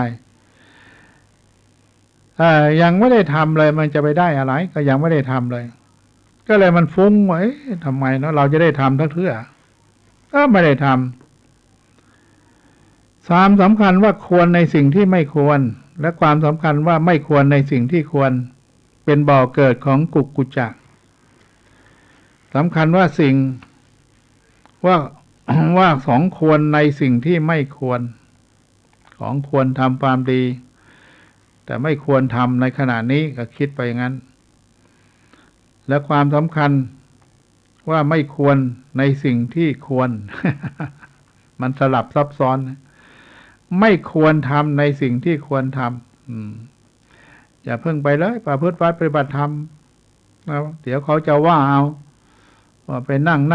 อนเดินไม่เห็นมันได้เรื่องได้ราวอะไรไม่เห็นเป็นมรรคเป็นผลอะไรขึ้นมาสู้ไปปลูกต้นไม้ปลูกผักปลูกหญ้าเดี๋ยวก็ได้กินอันนี้ไม่เห็นมันได้อะไรเลยมีแต่เปลือง ของควรในสิ่งที่ไม่ควรมันก็เข้าใจผิดอย่างนี้นะก็เลยฟุ้งไปเรื่อยฟุ้งซ่านรำคาญใจพวกนี้มันลำบากเลยกันนะทั้งอิจฉาทั้งขี้จิทั้งฟุ้งซ่านรำคาญใจอารมณ์พวกนี้มันเกิดขึ้นมาแล้วมันก็ยากที่จะประดับมันได้เพราะมันมีแต่ความอิจฉาริษยาเขาเนี่ยมันยากนะมันมีมัจฉริยะขี้จิขี้เหนียวไม่มีใครไปแก้ไขได้กุกุจจะฟุ้งซ่านรำคาญใจในสิ่งที่ได้ทำไปแล้วก็ไม่เห็นได้เรื่องในราวแล้วก็ยังไม่ได้ทำคุณงามความดีแล้วมันจะเป็นยังไงเนาะนะก็คิดไปต่างๆนานาในอดีตในปัจจุบันและอนาคตทั้งหลายก็เลยฟุ้งไปว่าท่านก็ยังไม่ได้ทำความดีอะไรกับเขาเลยใกล้จะตายแล้วจะทำยังไงดีนะที่จะประพฤติปฏิบัติดีปฏิบัติชอบมันก็ไม่ค่อยมีเวลาความคิดมันก็ฟุ้งซ่านไปอย่างนี้นะศีลธรรมก็ยังรับแล้วก็ยังไม่ปฏิบัติตามเลยนะแล้วตายไปฉันจะไปเกิดนรกเกิดสวรรค์จริงๆเราก็ตัดสินใจได้ทันทีนะว่าเราจะไปเกิดเป็นอะไรเพราะว่าเราทำอะไรไว้ด้วยความเป็นกลางนะไม่ใช่เข้าข้างตัวเองคนเราโดยมากมันชอบเข้าข้างตัวเองโอ้ยฉันทำดีทั้งนั้นฉันเป็นคนดีในปัตตภีนี้ไม่มีใครดีเท่าฉันจะพูดยังไงก็ได้ในบ้านเมืองนี้ในตำบลนี้ในหมู่นี้ไม่มีใครดีเท่าฉันเนี่ยนะนี่แหละมันเย่อหยิ่งเข้าไปก็เลยฟุ้งซ่านไปนะรำคาญใจไปอันนี้เป็นเรื่องที่พวกเราก็มีกันอยู่ในตัวในตนเนี่ยนะความอิจฉามันก็อิจฉาเราอิจฉาเขามันทำไมมันได้ดีไปได้ยังไงไม่เห็นมันทำดีอะไรเลยอิจฉาไว้อีกและความดีของตัวเองก็ไม่ค่อยอยากจะไปให้ใครเหมือนกันก็ไม่บอกไม่กล่าวไม่เล่าให้ฟังไม่อธิบายเหตุผลก็ไม่เอาไม่ทำไปทำทำไมมีประโยชน์อะไรพวกนี้ก็บางทีมันปวดหัวกันนะเราจะพูดกันมาก็จะรู้เรื่องถ้ามันขี้จี้มันยากจริงๆไม่เอานะอย่าไปยุ่งกับฉันไม่อยากยุ่งกับใครมีเพื่อนอาตมาคนอย่ามายุ่งกับผมเลยเขาว่านะเพราะตัวผมเองก็ยังไม่อยากจะยุ่งกับผมเลยนะตัวเองยังไม่อยากยุ่งกับตัวเองไม่รู้ ฟังแล้วมันปวดหัวนะตัวผมเองยังไม่อยากยุ่งกับตัวผมเองนะแล้วคุณจะมายุ่งกับผมทำไมนะคุณไม่ต้องมาสอนผมว่าเป็นอย่างนั้นเป็นอย่างนี้เรื่องดีผมก็รู้แล้วเรื่องชั่วผมก็รู้แล้วไอ้เรื่องที่ผมจะทำหรือไม่ทำมันเป็นเรื่องของผมไม่ใช่เรื่องของคุณก็ถูกเหมือนกันนะไม่ต้องมาเตือนผมรู้หมดนรกสวรรค์ก็รู้ ดีชั่วรู้หมดแล้วพวกนี้มันไม่ต้องไปบอกไปเล่าอะไรมากปวดหัวปล่อยเข้าไปตามกรรมตามเวรตามกรรม ทำมายังไงก็ไปอย่างนั้นนะเนี่ยพวกนี้มันฟุ้งซ่านรำคาญใจกุกกุจจะทำแต่ความชั่วทำมาแล้ว ก็เลยมันกลุ้มใจว่าไม่ได้ทำความดีอะไรเลยแล้วจะไปดีไม่ดี เวลามันก็ใกล้เข้ามาแล้วว่างั้นเราจะไปไหนกันเนี่ยใครจะนำทางไปสู่สวรรค์ได้น้องว่ามันไม่มีใครนำทางไปสู่สวรรค์ได้นะมันอยู่ที่ตัวเราสร้างกรรมอะไรไว้มันผลมันก็แสดงออกมาเองจะไปสุขคติหรือไปทุกขคติมันอยู่ที่ตัวเราก็ตัดสินได้แล้วนี่มันเลือกได้อยู่เนี่ยเลือกยังไงก็เลือกทำความดีทำดีเป็นอาจินตายเมื่อไหร่ก็เราก็ถือว่าเราเป็นคนดีมีศีลธรรมไว้ก่อนนะเอาแค่เป็นคนดีมีศีลธรรมไว้ก่อนมันก็ให้ทำเป็นอาจินนะอาจินกรรมต้องทำเป็นประจำไม่ใช่ทำแล้วทิ้งเรื่อยเปื่อยมันก็เลยไม่ได้ผลของบุญกุศลที่เราจะควรจะได้ก็ถ้าเราทำดีไว้เนี่ยมันยังไงก็มั่นใจในคุณงามความดีไม่ต้องไปฟุ้งซ่านรำคาญใจกุจจะเพราะยังไม่ได้ทำความดีเลยว่าจะทำแล้วไม่ได้ทำเนี่ยพวกนี้ก็ฟุ้งไปเลยมันยากจริงๆว่าจะเข้าวัดปฏิบัติธรรมได้มันไม่ใช่เรื่องง่ายๆคนเราเนี่ยก็เรียกว่าไม่มีทุกข์ก็ไม่มีธรรมไม่ลูกหลานเหลนไม่ได้มาบวชเป็นตัวเจ้าพระเนนก็ไม่กล้ามาอยู่วัดเพราะไม่รู้จักใครว่างั้นพอได้ลูกหลานเหลนเข้ามาบวชก็เลยเป็นญาติของพระเลยได้มาหน่อยอันนี้เป็นเรื่องที่เราจะต้องเข้าใจในความเป็นจริงนะในสัจธรรมที่มันเป็นจริงของมันอย่างนั้นเราก็มีสิทธิ์ที่จะละเลิกไอ้พวกเราเนี้ยนะที่มันทำให้เราต้องเวียนว่ายตายเกิดด้วยความอิจฉาริษยาด้วยความขี้จิกขี้เหนียวด้วยความฟุ้งซ่านรำคาญใจตายเมื่อไหร่ก็ไปนรกไปสัตว์เดรัจฉานไปอเวจีต่างๆแล้วกรรมการก่อนที่จะตายมันแสดงออกอย่างไรมันแสดงออกอย่างไรก็มันก็จะได้ผลอย่างนั้น ข่าวสารเพื่อการประชาสัมพันธ์ด้วยทางสถานีวิทยุพระพุทธศาสนาเพื่อการศึกษาและวัฒนธรรม FM 104.50 เมกะเฮิรตซ์ของวัดฝายหินตำบลสุเทพอำเภอเมืองจังหวัดเชียงใหม่ร่วมกับวัดโลกโมลีนำธรรมะสัญจรสู่มวลชนในรายการศึกษาพระพุทธศาสนาตามพระไตรปิฎกดำเนินรายการโดยพันเอกธนเดชะและคณะทุกวันอาทิตย์เวลา 15 นาฬิกาถึง 17 นาฬิกาท่านที่จะรับฟังผ่านอินเทอร์เน็ต www.phaihin.org www.lightbox.me/ฝายหินขอเชิญท่านร่วมรับฟังโครงการธรรมสัญจรสู่มวลชนณวัดโลกโมลีถนนมณีนพรัตน์ตำบลศรีภูมิอำเภอเมืองจังหวัดเชียงใหม่ทุกบ่ายวันอาทิตย์โดยพร้อมเพรียงกันโปรดปลงยามคุณร้อนใจกราบพระพุทธครั้งใด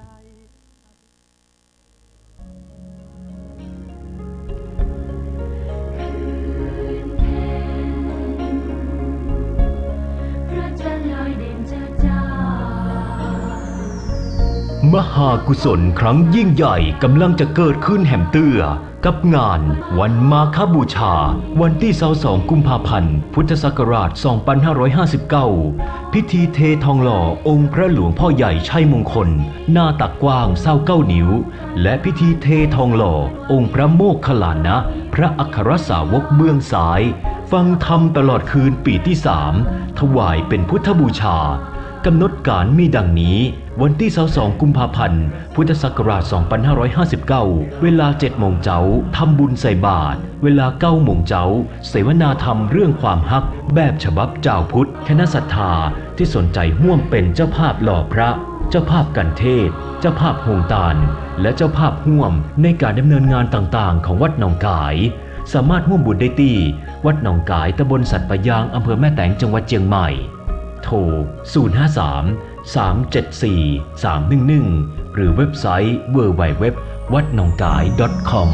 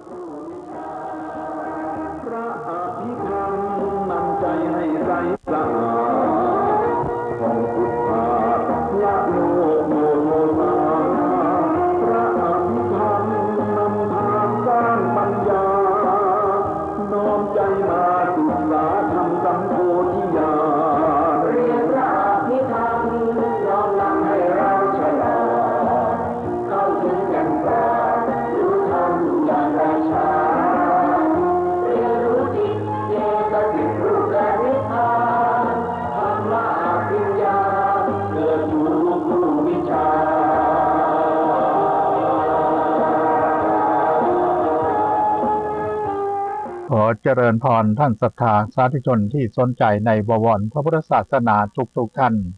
รายการเรียนพระอภิธรรม